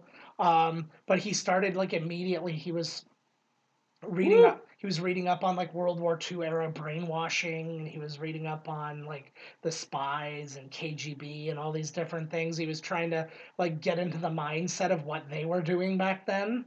I was like, that would be. Ooh. I was like, that sounds like fun ass research. To Yeah, do. it does Like, actually. Like I was especially like, when you know you're going to be in a multi-million-dollar movie / Yeah. $1 billion franchise. I think the research would be very fun. I tell you what, especially if I was signing an I-picture deal, I would get a history doctorate. Yeah, I don't think this is different than like being forced to do a project in school. This is like, we're going to pay a shit ton of money to be in a sweet series of movies. Yeah. I'm fucking at the library already, baby. Yeah. Yeah. I was like, before you finished that sentence, I've already taken out Like, 6 books. Yeah, and none of them have to do with the film. Yeah, I wouldn't even. A lot of Stephen King in there. I wouldn't even go on Wikipedia. Oh, I got a little one in the I know. back there. There's like that's his diehard gun. If he has to put up his hands. Yeah. I like the star in his arm there. He looks more like Jack White than Sebastian Stan there. Is that He fell up with a is girl. that CG his arm, or is that it looks like it's real? Like he's wearing a big old thing on his arm there. I don't honestly know. I think that some shots are just like that, but I think when it's actually doing stuff, it's probably CG. Like it's like you know when it does like its weird flexing and stuff like that. He's probably wearing like a green sleeve. Green. I like with this movie too. Is like there's not really an ending. No. It just kind of ends. See, and that's the thing that made me mad that people complained about with Infinity War. They're like, it doesn't end. It just like leaves you here, and I'm like, yeah, it's called a cliffhanger. Yeah, that's the whole point. Because there's another part, right? And he. Like, oh, nice. That's cool. And see, I love her because she's such a survivalist. Like it's like she survives the supervillains that like the superheroes can barely survive because she's smart as shit. Oh shit. Yeah.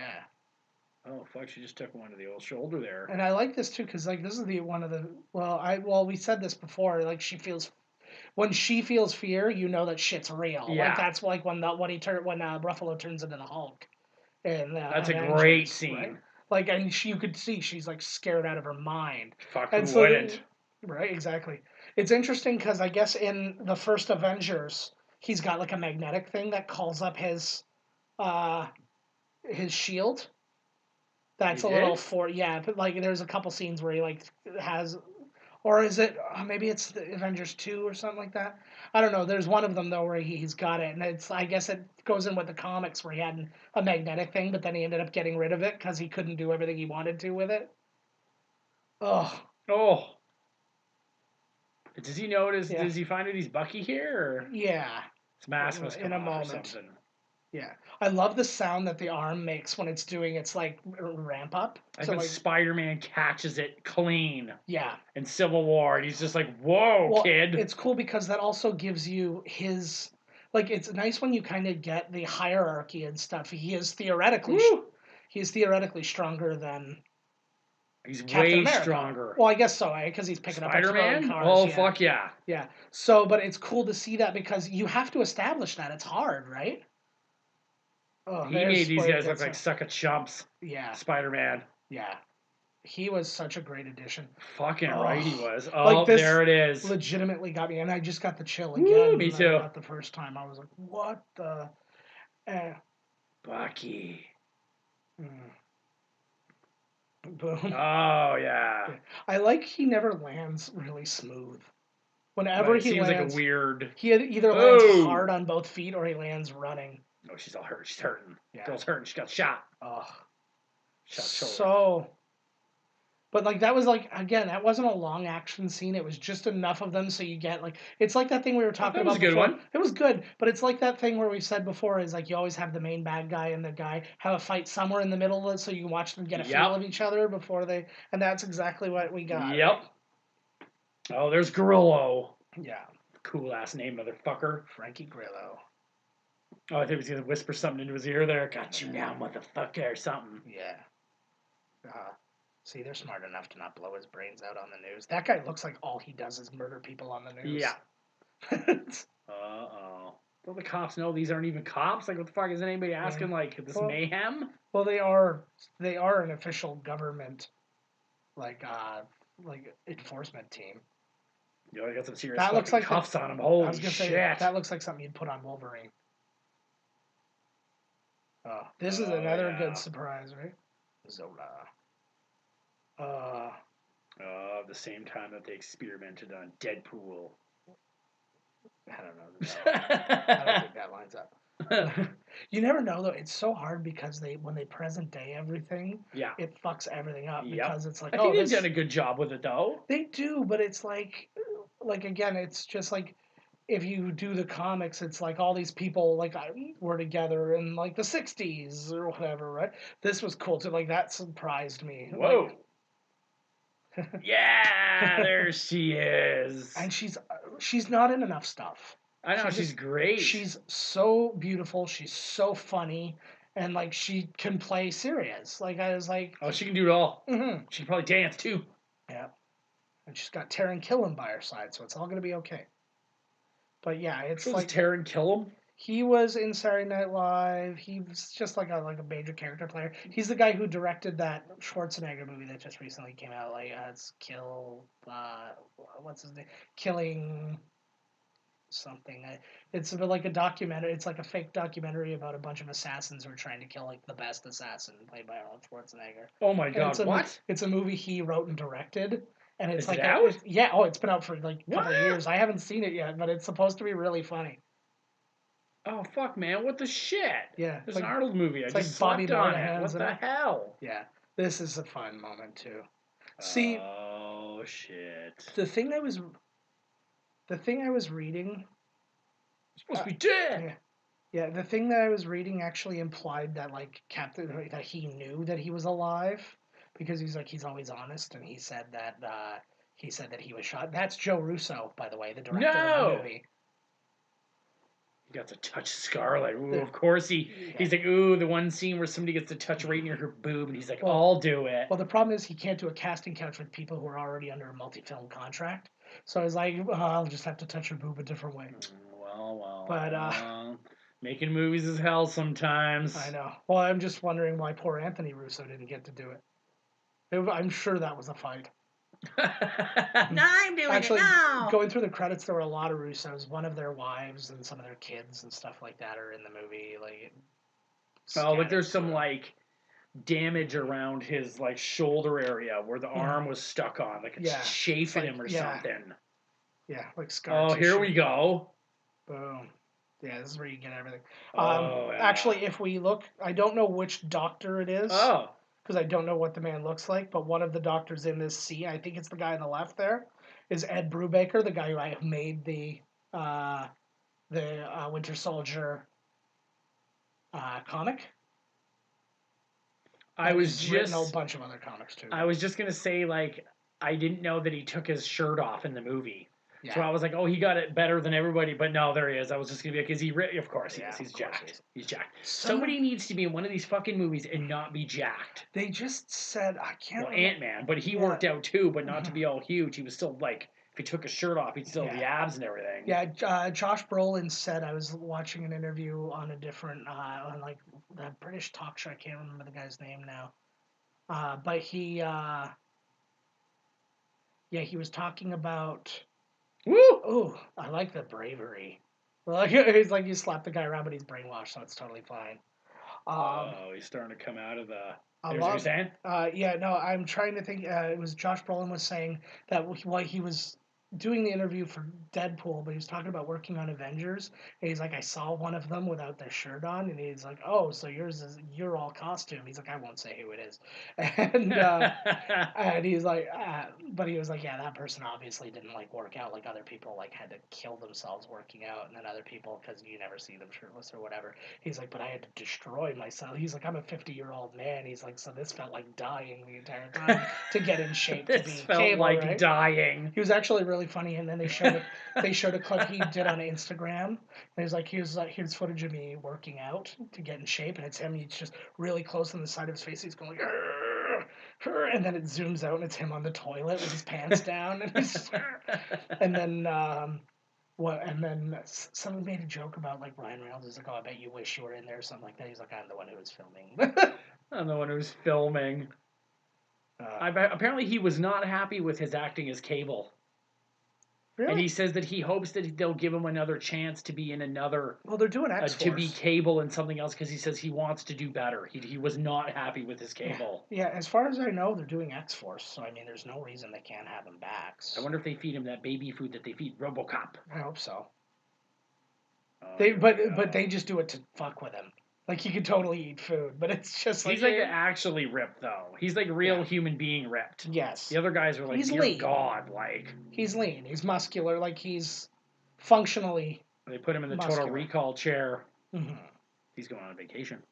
He's going to Mars. Blue skies on Mars.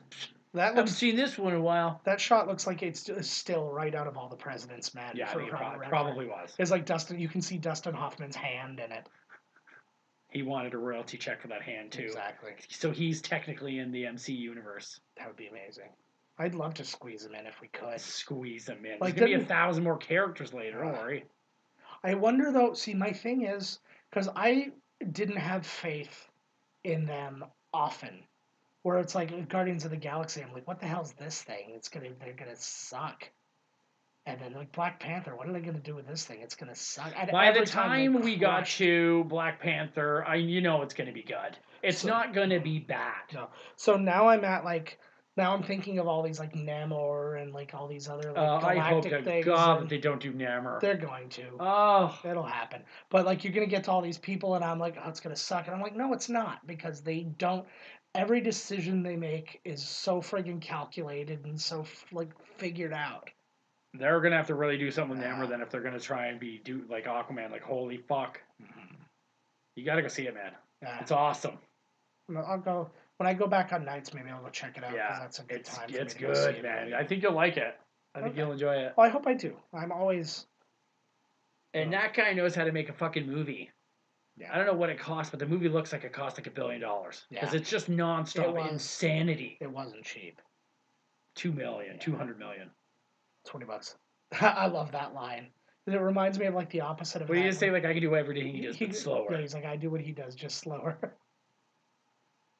I like that. Well, this is an interesting thing too. Is like I guess you're running the show now, Captain, or giving the orders. And in the comics, he's the director of S.H.I.E.L.D.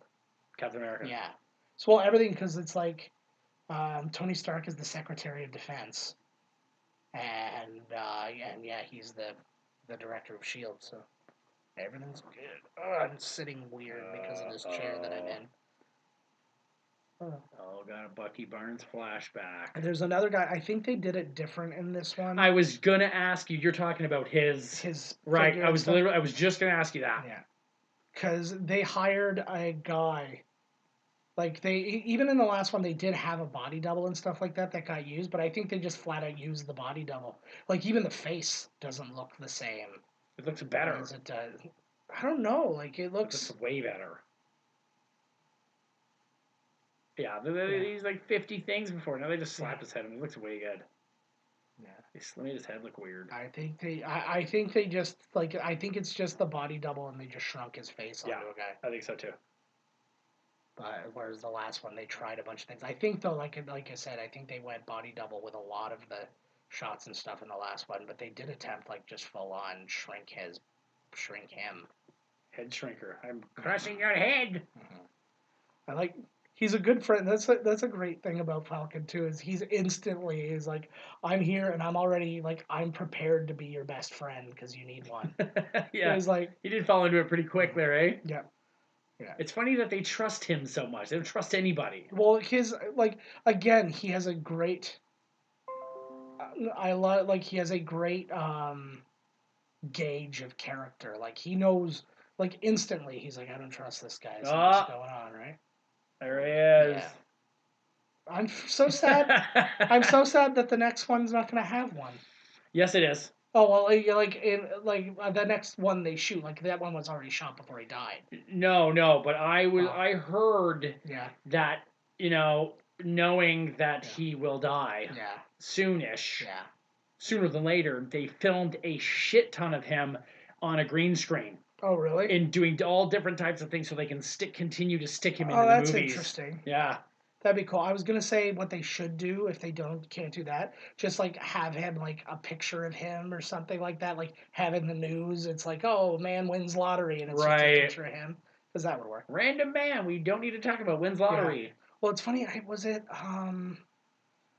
think it was Spider-Man. There's a scene where he's like at his car or something like that, and then something goes like blowing past him. Or no, maybe it was Ant-Man and the Wasp. It was, and he's sitting there. Yeah, he's at the street, and he's like his car gets like run over or whatever it was. Out there is Danny Pudi from Community, played Abed. Really good and like kind of should. He was in that DC show that it's like they're the insurance adjusters or whatever it was, and that didn't go well. But I think he's really funny, and I think he deserves a good shot at being in something else. Although they still need to make the Community movie. They owe me that. I don't think he's that good. I like him. He's alright. He's funny in the show. Mm-hmm. He's good. I don't see him as being like the next whatever. No, Jack Black or anything. No, I just said that because you mentioned he's no Kyle Gass. No, no. I just because when you watch all of Community, you just see him do these little things where you're like, oh, I didn't know he could do that. Oh, I didn't know he did, but I did that a lot. And I'm like, oh, he's got a lot of little hidden talents. I bet you. He's got Boxy, that kid. Uh-oh. Oh, here we go. Yeah. Oh, I'm so busted. Whoa. Yeah, that's true. Keep drinking your wine. True Don't society. worry about it. That would have been the best if it went to a shot of him and he was just like, yeesh. Yee. Got a gum? Got the collar. Yeah. Oh god, you just David Letterman on me.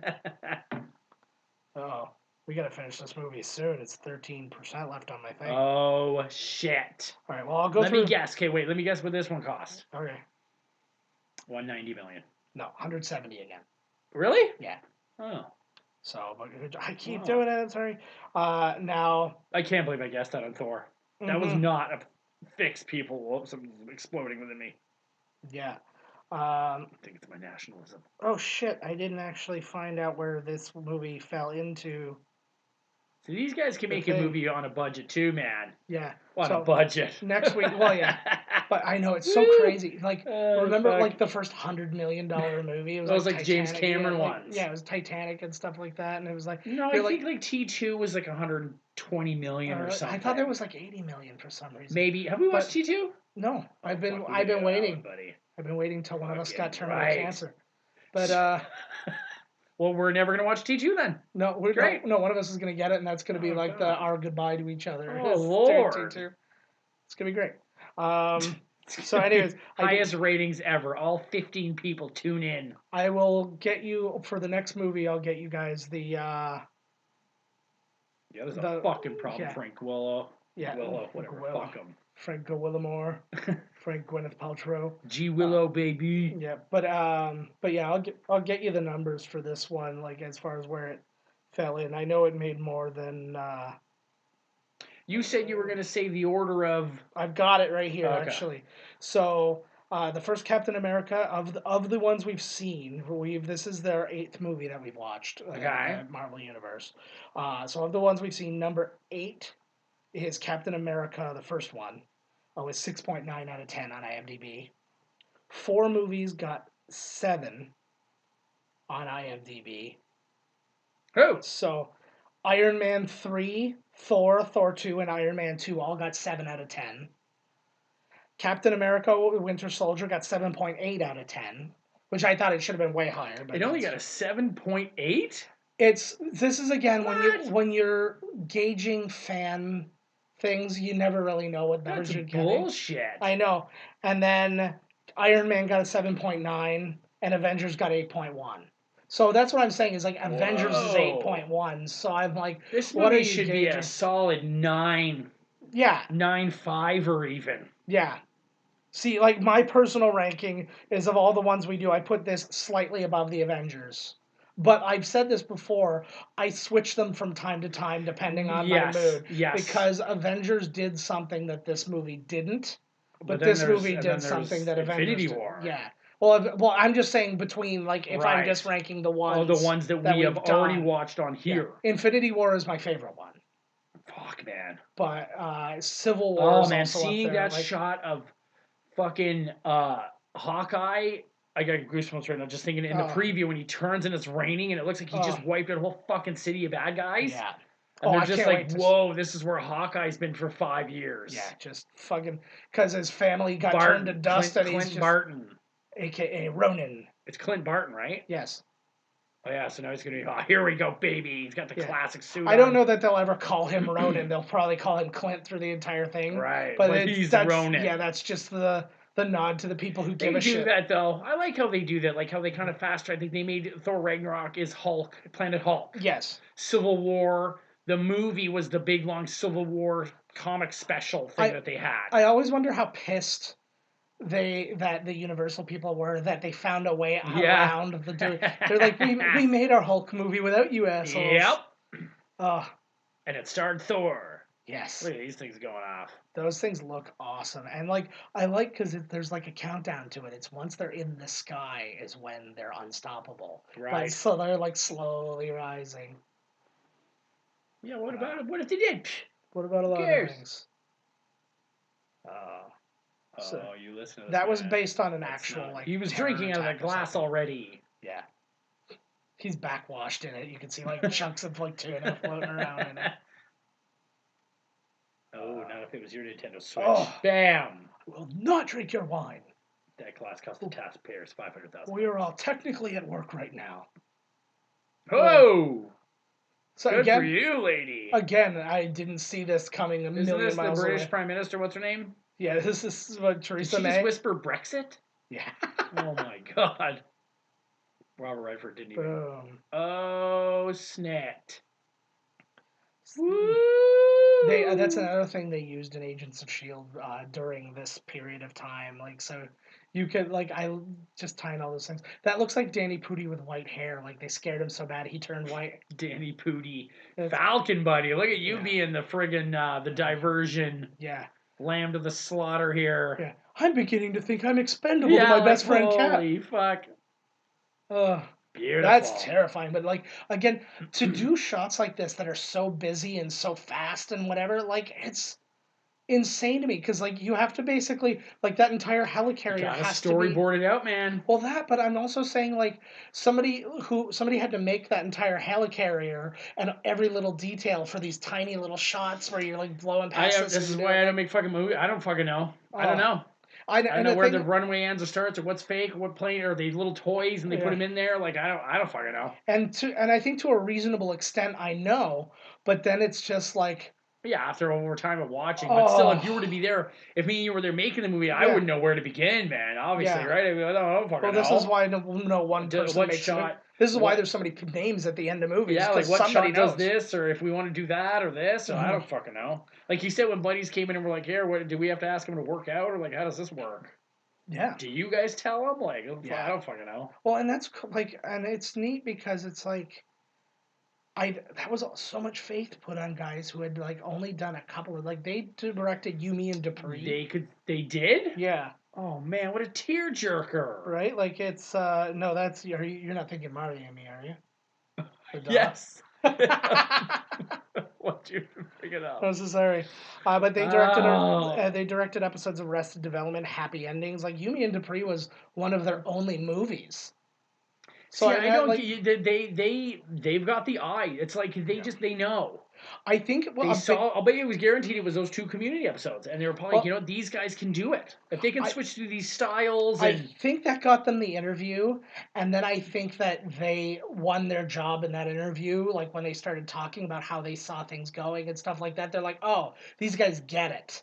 Like these guys are coming at it from like a really special thing, an interesting little thing because they're kind of nerds themselves, and I guess they're really into. I think it's Screen Crush on YouTube, Right. And they're the guys who make the Honest trailers. The Russo brothers are? No, the Screen Crush guys. And so one of their goals was to make this movie honest trailer proof. And it wasn't. Like, they ended up busting them on it, and they made an honest trailer. So he ended up, I think it was Joe Russo went on the guy's, like, YouTube show, and, like, the one guy's show, and, like, talked to him, because it's like, you got us. Like, you did it. Yeah. We tried to make it, but you got us, yeah. So good. That was a sweet scene for Falcon right there. Nice little payoff for him. Mm-hmm. Yeah, he gets an awful lot. I would argue he gets more than Hawkeye. Yeah, obviously more than Hawkeye in this. No, I was going to say more than War Machine and Iron Man 2. Absolutely he does. Like, that scene he got right there was wicked awesome. Mm-hmm. And he's good. Like, this is awesome too. This is just like him wiping out an entire friggin' ship of people. Oh. Whoa! We watched that guy get sucked in. I know. Yeah. So he is a little bit hardcore, eh? Yeah. A lot of death. Yeah. It's like he's killed like 20 people in this scene. And this scene has only been on for a moment. Like, I like their planes. The design of their planes. Fuck. Everything, like their vehicles and stuff like that, all have a real G.I. Joe feel to them. Yeah, like, I agree. Yes, they do. But not the G.I. Joe movie where they went kind of weird overboard, like the toys, where it's like, I can see how this would be a thing.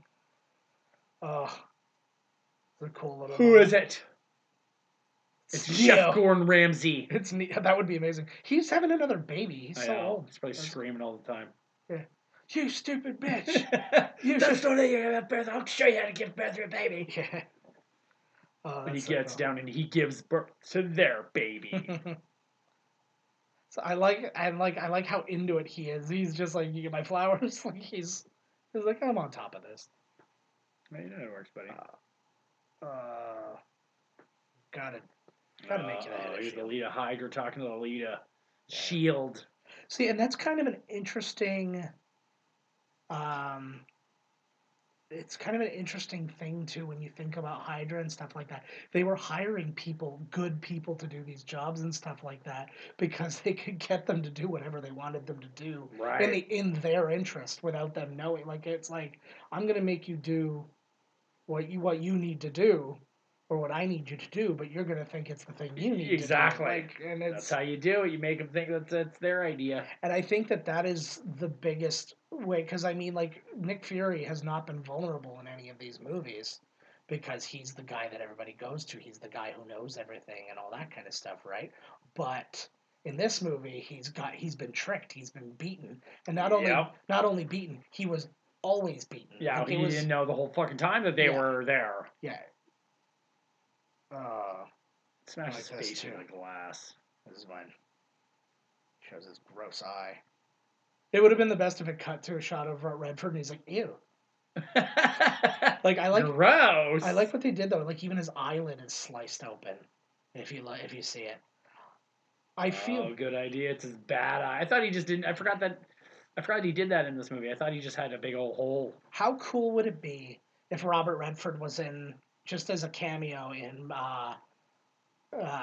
Captain Marvel, and he's all younged up too and all that stuff. And You he never loses know. his- That's not bad because he would have been in there still. Yeah, he would have been like, yeah, they definitely would have been together.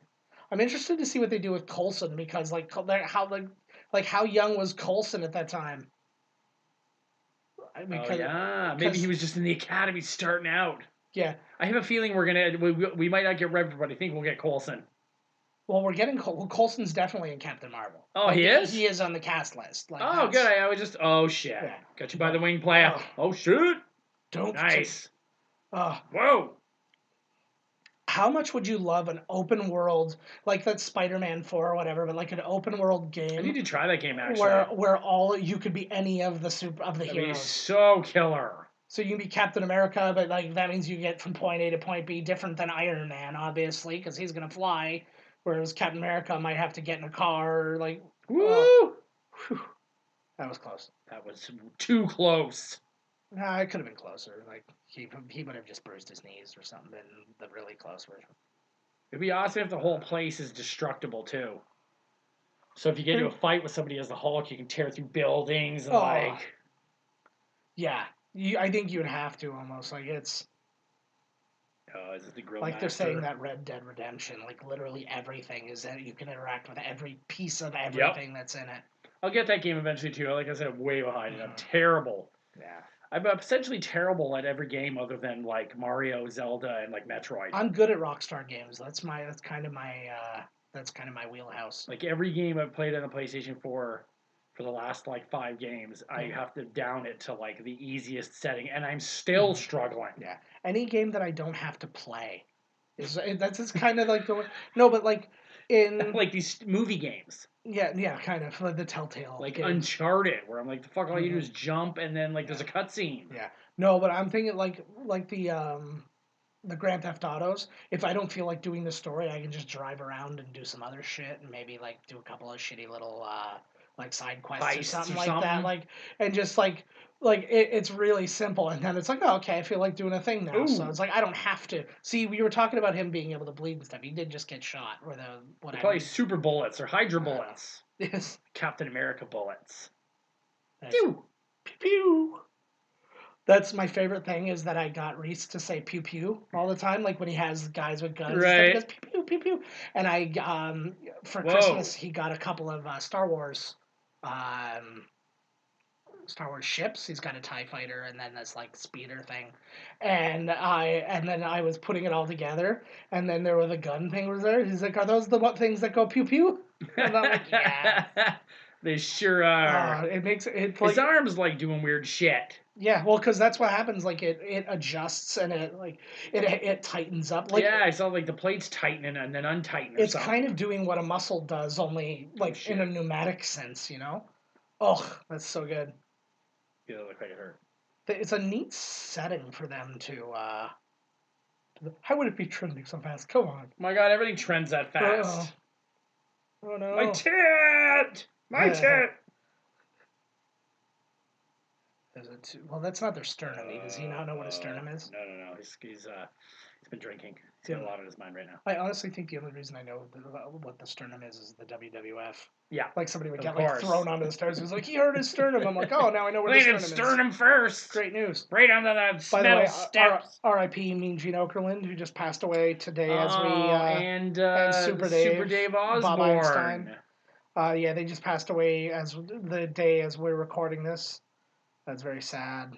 It is January 3rd. Whoa. Well, so that was a brutal little throw there. They died the 2nd, but we started recording on the 3rd or on the 2nd. Oh, I love.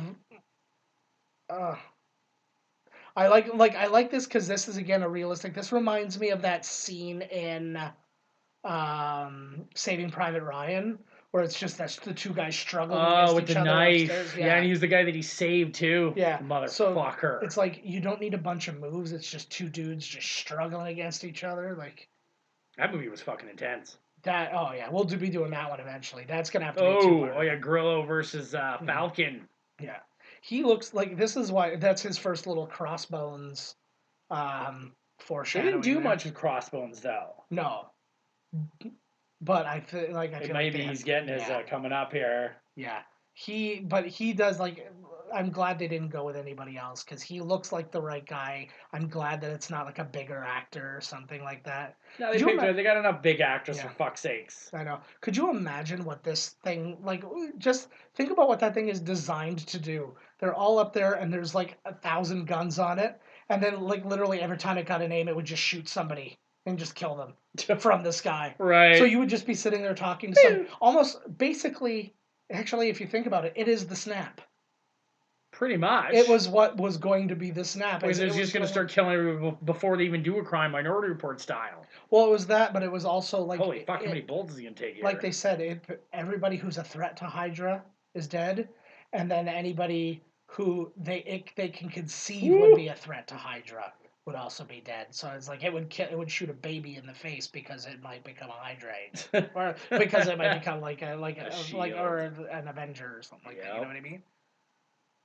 Like this is fuck. Here we go. It's kind of like, and you can start to see all the names. They actually have. You'll see some of the shots too. So there was the president, or somebody near him. But like, there's all sorts of ones. There's Michael London. Michael Landon. Yeah, that's why there's Tony Stark. That was the Avengers building. Like, so like it's kind of cool. I bet you if you like really like framed through that, you'll find some crazy ass names in there. Well, he said he was gonna because he just said he was gonna eliminate 20% or something, right, of the population or something. Like at once. Phew. Whoa, good. I would like just one time for them to do it with plenty of time to spare. Yeah, not at 0. Yeah. 3, 2, 1. It's just like 4 minutes and boo. Hey, what happened? I thought it was going to take me a lot longer to get here, guys. Right on. Yeah. 3 minutes left on the ticker. Yeah. I don't know what happened. There's literally nobody on this ship. Yeah. I just walked in. I think I came in crew changeover or something. Shift change. Yeah, exactly. Somebody here. I love that, too. Like, it's good Do it moment. now! But there's a lot of good moments there. It's like, you gotta kill them and whatever. But I like that realization shot that they had of those Hydra guys. They're like, oh, we're all about to die. Yeah. Oh. There you go. Oh, Captain, so you it's did it all for the nookie. Yeah. Oh, could you imagine? like that's how, the end song. But did it all for the nookie. But like how Star-Lord has his Zune now. Would it not be amazing if you found out that he just got into the weirdest music? Like Steve Rogers, he's into Limp Bizkit and like Mambo number 5. Oh God, yes. And he's got the like people are like, what? Like seriously, what are you listening to? Because it's all ageless to him. He's listened to it all in a matter of a couple of years. Whoa. Right? So it's like it's all new music to him. It's not like anything. Oh, exactly. It's all great. Mm-hmm. Done.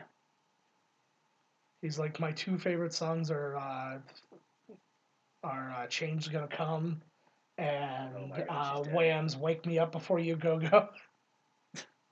Wake me up. Those eyebrows work overtime. I feel like her eyebrows made more than she did. She's an eyebrow actor. She is an eyebrow actress. She is, ugh. Look at that. That's crazy shit. That's awesome. They're all shooting each other. It's like the end of a Quentin Tarantino movie. Yes. Except none of these ships have said the N-word. They did in Ship Talk. Yes. Oh, yeah, I forgot about all this shit flying around.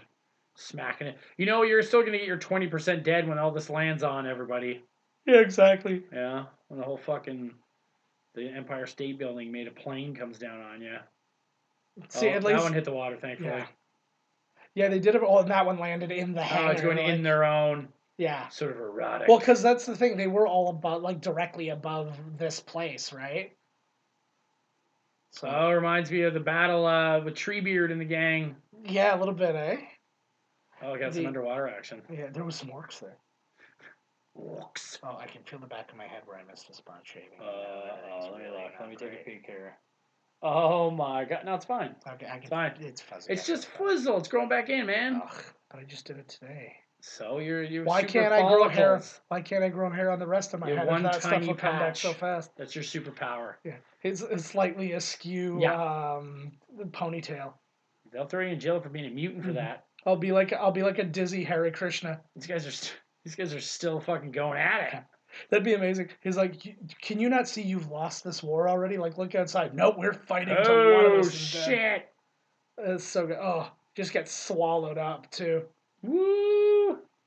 I was I need to pick up there. I was watching Holy something. shit. Do you ever seen or heard of the Robert Pattinson movie Remember Me? I've heard of it. Okay, well, it's like basically the movie is like Whoa. he dies at the end kind of thing, but you don't like know the circumstances, and then you find out like this is how like really tacky. You find out he died in 9/11. Oh, really? So you see he's sitting there and he's like looking out this window, and then it goes to the school. And it's Whoa. like this is awesome, and I like this little because there's like a fuck up 41st floor. That's a good point. They should not. You should see like the red. I like how to turn the helicopter so we didn't hit the blades. That's awesome. But yeah, anyway, so yeah, it shows the girl in the school, and then it shows the teacher writes on the thing. She goes September 11th, 2001, and then it goes back to a shot of him again, and then it slowly zooms out, and you can see he's in the World Trade Center, and then you can start to hear all the like the kind of like the news footage of screen. I'm like, what a shitty thing. I was like, you could have literally just had him get hit by a car or something. Right. To bring you the drama of. Yeah. You know me. I love. Well, not his whole life, as a bunch of years he was frozen and then brought back. He was a Winter Soldier for a big chunk of that. Fuck that. Actually, it's interesting. I don't remember the exact quote, but the Winter Soldier comes from. They thought like people were like, oh, it must be like a nickname because they found him in the snow, or like things like that, right? But then they were there was a quote, there was a quote from this poem, and it talks about the summer soldier and the winter soldier, and it's basically like the summer soldier is a warrior, but he's kind of fighting in like the best circumstances. I'm super paraphrasing. And it's like it's the winter. It's the I know it's the winter soldier that deserves your thanks and your love. So they're like, really, Captain America's the winter soldier. Right. Right, but it's like that's what they call him the winter soldier. Oh, a good scene right like, here. End of line, buddy. French to the end. He but Sebastian Stan, a guy I knew nothing about prior to these movies, and like he does a hell of a job for what he's been getting. Like he's not in a ton of Captain America, like he's in some, and you just kind of get like a feel of him. Right. But you get a lot out of him for a brainwashed character. Yes. You know, nice shot. Oh, it's so good. Second straight Captain America movie where he ends up in the ocean.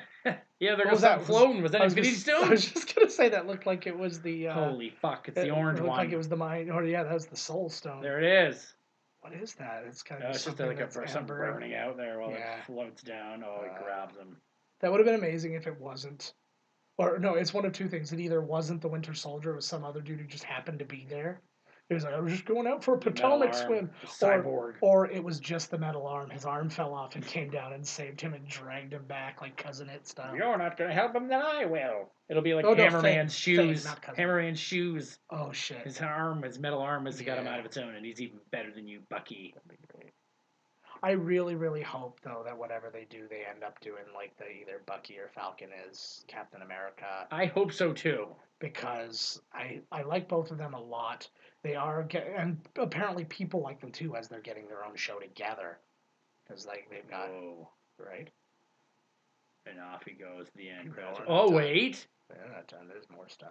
Actually, I really like the mirroring in this scene. I don't always like when they do stylistic things like this, but right, yeah. Because sometimes it's kind of like corny, and this one is kind of corny, but it's kind of nice. Kind of corny. Yeah, but it's still nice. I don't know. It gave me good feels. Oh, got the Trouble Man on. Mm-hmm. Just hearing Trouble Man, because Trouble Man was a movie. But I'm the Trouble Man. But it reminds me very much of like a Rudy Ray Moore kind of thing. I'm like, why is Marvin Gaye doing Rudy Ray Moore movies? Why is he? Oh, he's got some. I noticed they really had the Stitch. Yeah. The Stitch artist out on this one because Sam Jackson had stitches in the top of his head when he was standing there with the end scene there. Now, buddy, he had. Oh, there she is, bullseye every time. I like this too of getting seeing where everybody where do they all end up? Stark Industry. Oh, there she is. She's the secretary now. I like just her face. You can tell she's lying.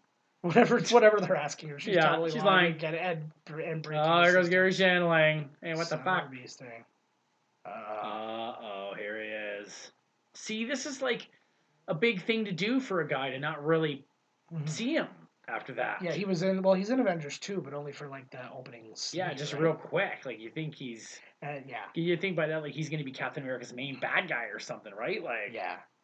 Which, yeah, who knows what's gonna happen? You can see, I guess, there's paperwork in that thing one of his little cases when he opens it. It's a work permit for Thailand, so they think you know where he's going. Gross. Head up some Bangkok lady boys. That guy's He's from always like wanted to the go West there. Wing. That guy's from fucking everything.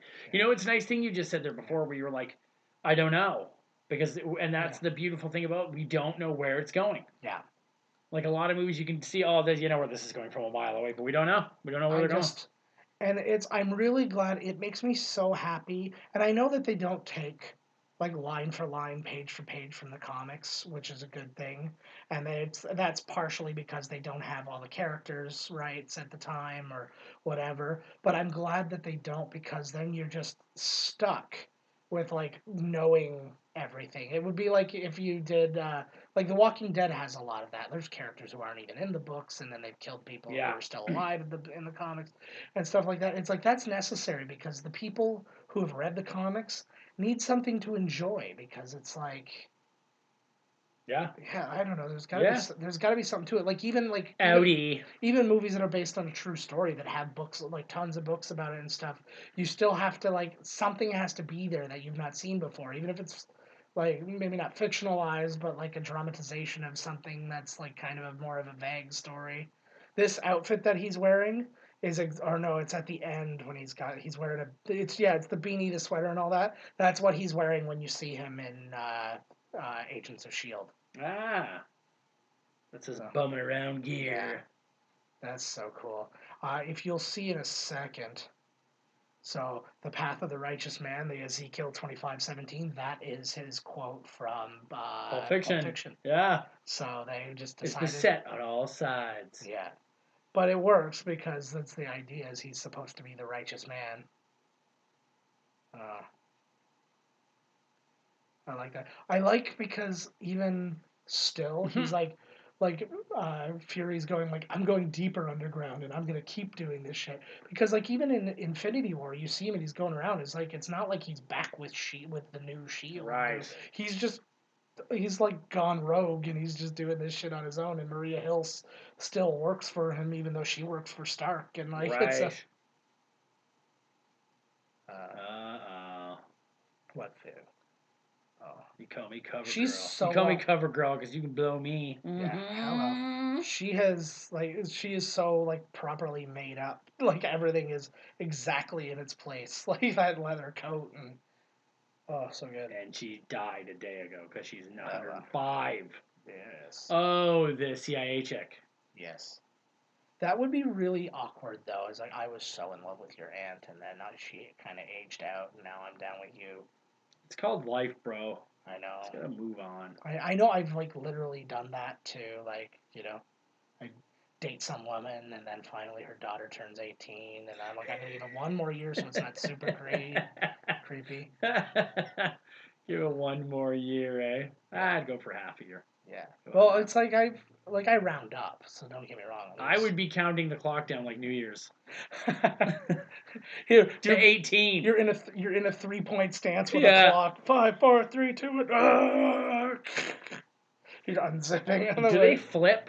Like their names? Like that was Anthony and Joe Russo. Do you think Anthony's upset that you got, I don't think so. Or now I think it says Anthony Russo and Joe Russo. If I remember from Infinity War. Remember that.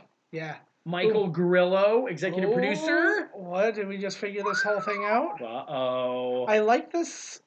Like, they do a weird style in these Captain America credits. I guess all of them have, because even Thor's was like they do some pretty cool stylistic things. Ooh, there's a Hydra tentacle in with the mechanized gears. I like, though... Nice symbol, eh? It actually... Yeah, it is cool. I actually like, though, that... what's it called? Like these post houses and stuff like that. They have a chance to make something really cool that like goes with the movie. And just like, hey, I'm just gonna like do all these awesome animations because we got to do them legally anyways. So Legally. yeah, well, it's all the union shit, right? But like, oh, it's so cool looking. I don't even know how they do. So like, some of the stuff is so like 3D motion and stuff like that, and it doesn't look like they're rotoscoping over footage that was shot. So No, makes it's it kind of more... reminds you of James Bond or something. Yeah. Grillo. In case you didn't know who he was. There's across 4 there. of them. Hell yeah, well, the oh, I love the compass. No, No, I just like, because like there's still, it was an important, like the compass was an important thing in um the first Captain America. It's important here, and it's still important like come Endgame. That icon thing is still sitting there, right? Boom. Like that looks like it would be in a comic, that Nick Yes. Fury, like You know, actually, sorry, it reminds me of Sin City. yeah, it does very much so. All right, so this is our first credit scene thingamaboo. So this is Baron von Strucker. Actually, what's interesting is the kids because in the comics he has twins who have the superpowers. Whoa. After he experimented on his kids, they develop superpowers. And in this, he's got a different set of twins. He's got obviously Quicksilver and the Scarlet Witch that we're just about to see. But what's interesting is the show The Gift that we were talking about earlier. They are actually the Strucker children, and they're not, and they're brother and sister, and then they have superpowers together. Like they each have superpowers, but they can combine their powers. But now they're working against each other. I was very disappointed in Quicksilver. Yeah. In Avengers 2. Yeah. Because it's funny how like you thought that they were really gonna, like after the scene they had an X-Men. You're like, wow, obviously Marvel's gonna do him way better. Yeah. No, they did not. You know what it was though? That was like the only good scene in that X-Men movie was him running around. Yeah, I think that their long game plan never included him. So No, they I weren't don't think it putting, did either. because everything that they've done with Scarlet Witch since that movie could not have worked with her brother there. You know what I mean? Yeah. Like it's like, because she's got the stuff going on with Vision. She has her own. I don't like that they made it brother sister. Well, they are brother and sister. And the original Yeah, story, Quicksilver. they're- No, because they were children of Magneto, weren't they? Magneto's kids. They're both Magneto's kids, still brother and sister. With different moms. No. Who do you knock up? Are they Mystique's kids as well? No. What a slut that I know, Magneto right? is. What That's the a thing. man slut. Well, that's the thing about all of the X-Men Marvel universe is everybody's the son or daughter of two different people, and it's like they're throwing darts at a board and going, "Wow!" It's like I can't. Beast It's and Jubilee. Hey, it's like according to this, Jean Grey's been pregnant 74 times. Yeah, exactly. Like, so it's. And then you go to the future and you're like, oh, this person's not going to be the son or daughter of anybody. It's like, oh, no, I'm the son or daughter of this person. Oh, you son of a bitch. Like, you son of a bitch. And I did say that person said, I am the son or daughter. That person's muted. The mutation was they just constantly flip genders. Oh, nice. And not like in a non-binary way. Like it goes like everything, all the parts. Yeah. Like the person's sex changes over and over again. That sounds pretty neat, actually. Yeah, that'd be good. Because everybody's a bisexual. Oh my God, Doug Ford was one of the engineers. Oh my God. Ugh. But no, it'd be good though, because if you're a girl at a bar, so you can get people to buy you drinks, then you use your power to grow your penis, and then go into the men's washroom. And then you have to show them like what the pointless waste of power. I'm trying to be very. Specific so people don't think I'm doing a Louis C.K. bit, because I'm not. Yeah, exactly right. What is that name? Where? Tirati Kalingwatawanavik. Oh God, show me. Oh God, it's gone. It's gone. In the time it took me to read it, it came and went. It was gone. I thought somebody's name was Babadook, but it wasn't. Look at all these fucking names. Every time, right? Holy God. I understand though, because you were saying, oh, this person, they have the chef to this person, like the kind of shape these people need to be in. They all need personal chefs. Yeah, totally of course. understand. They're all on different friggin' little things, and you think they could have one guy to do it though, right? You got one guy making one meal for one person. Like what the fuck? Oh, Charlie Murphy was one of the digital utilities. Charlie people. Murphy, show Charlie Murphy your tit. Charlie Murphy. I'm sad that he's dead too. I'm There's so many sad people who are that dead. he is. Charlie Murphy died like 2 years ago. Oh no. Yeah. Oh, I liked him. Yeah. You know that Eddie Murphy has 10 kids? Yeah, that's. They did like a Christmas card, He's the and they had to do it from like a helicopter because like they couldn't get everybody in. He's the Jean Grey of the non-Marvel universe. Oh my God, is he ever? But yeah, no, he is pumping out kids, and it's like with like 30 different kids or 30 different moms. 10 kids, 30 different moms. Yeah, you heard it. Some of them split them. Well, sometime like one person, they were good at the first part of the pregnancy because they can deal with all the morning sickness, but the other person couldn't. So what they did is they'd scissor and then pass the baby from one to the other. Not unlike when like two penguins pass eggs from feet to feet. They just shoot the baby in, it rehooks in. Yeah. Actually, the It's baby scientifically unhooks, and then when he possible. gets in there, it hooks in real quick. Exactly. It's Like a plane getting refueled in the air. I was thinking like Cliffhanger and the Carabiners, like you go from one thing to the next. Yeah, exactly. Click, click. It's fine. It all works. It sounds like that would work. I bet you could sell that at like a God. conference. Well, a Trump conference. If this one person, That's how babies are swapped over. I was reading the tweet of a super right wing person, and it was something about what do abortion doctors tell their kids they do for a living, and the first person's response was they say they're doctors. They're OBGYNs. That's their job. And then but then somebody responded I'm the baby killer. So it's like but then the next person responded, I wonder if they know they've seen the footage of limbs literally being torn off a fetus as it struggles to try and get away when you're trying to pull it out of you and all this stuff. And then no, of course they did. They're the one doing it. No, and then the person is like, that's not what happens in an abortion. A baby does not try to get away Limbs from you. Are ripping the off. The baby is not like, aware that it's being sucked out of you. Like there's nothing like it's not even technically a baby. Like yet. to them, it's a hand up there grabbing it. Grabbing it. Yeah. So yeah, of my opinion, we're already, like I said, the fact is humans already are having babies prematurely because they can't give birth to a fully matured baby. Right. So if it can't survive on its own, that's the end. That's my opinion. Hey. It's like you're not a fully fledged human if you can't survive outside. Or at least on an incubator. I think I heard somewhere. I might have been dreaming. Yeah. Where Chinese doctors have figured out a way where in the womb they can shut off whatever gives you AIDS. Oh, thank God. Like, I swear to God, I read that somewhere. You and me got to get ourselves a ride to China. Right. Oh, so this is a great... here we go. The final post-credit scene. This is cool because it kind of gives you everything you need for him moving forward, right? Well, like, as far as... Because, I mean, he's not in Avengers 2. He's in Civil War, though, and, like, so... Yeah, like, but he's got to go away for a while. Yeah. But, like, like, again, like, you can see, like, he's crushed. But at the like, it's so good. Fucked up though. Yeah, like that's what I'm saying. It's just like imagine learning all like you sort of had flashes about it, and you're like, I'm learning my truth all at once. It's like when, again, going back to Jason Bourne, when he finds out, I've been killing like pretty innocent people sometimes. Oops. Whoopsie doodles. Oh man, so that was it. That was good movie. A fantastic movie. Yes, it was. I was jazzed to be doing that one. I knew we were jizzed. Well, it's because I knew, like, half remembering Thor when we were going to be recording that. I was kind of like, whatever, but I was like, Winter Soldier's going to get me through the day. And it did. Yes, it did. All right, and now we're going in a direction that I never would have thought we would have gone in for the Marvel Universe.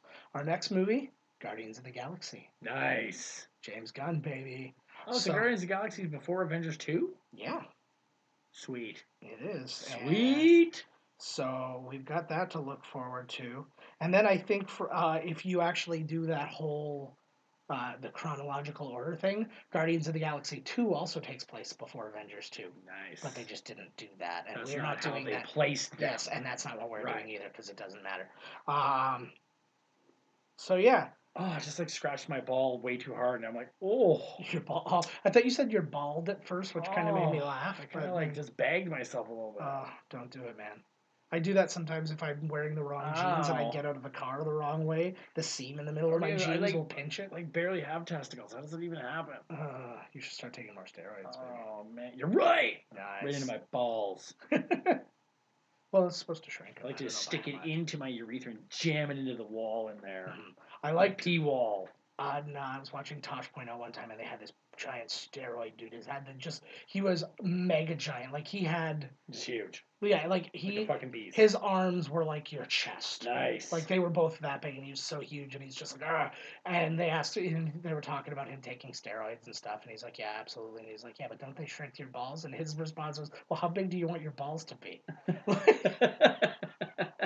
So I was like, well, you win. Not a bad. You win that argument. Yeah, not a bad. All right, guys. Thank you so much for listening. As always, find us at miscastcommentary.com. Email us podcast@miscastcommentary.com. Find us on Twitter. We're talking about our favorite movies so far. Where are you guys at? Give us your of the 8 that we've done. So we've done Iron Man, Iron Man 2, Thor, Captain America, Avengers, Iron Man 3, Thor 2, and Captain America 2. Wow. So Winter Soldier. We're getting there. So, what's your top 3 so far? I'd love to get a running count of people's top 3. That'd be nice. I also want to know how big they want our balls to be. Yes. Give me measurements. We're starting to age, so I can tell you how long they're going to be soon. So stay tuned for that. That's going to be our new YouTube channel. I think we got some pretty big balls. Ball watch. Well, you got ball talk. Miscast commentary ball talk. All right. Comes after cat talk. Yes. And we just comes after cat chat. Yes. So, check us out. And also go on the website for my dog blog. All right, guys. Let's go. Yeah. Thank you guys so much for checking us out once again. And tune in next week for Guardians of the Galaxy. Nice. Later, y'all. May the Schwartz be with you. This has been Miscast Commentary with your hosts, Joe Finley and Todd Murray. Executive producer, Joe Finley.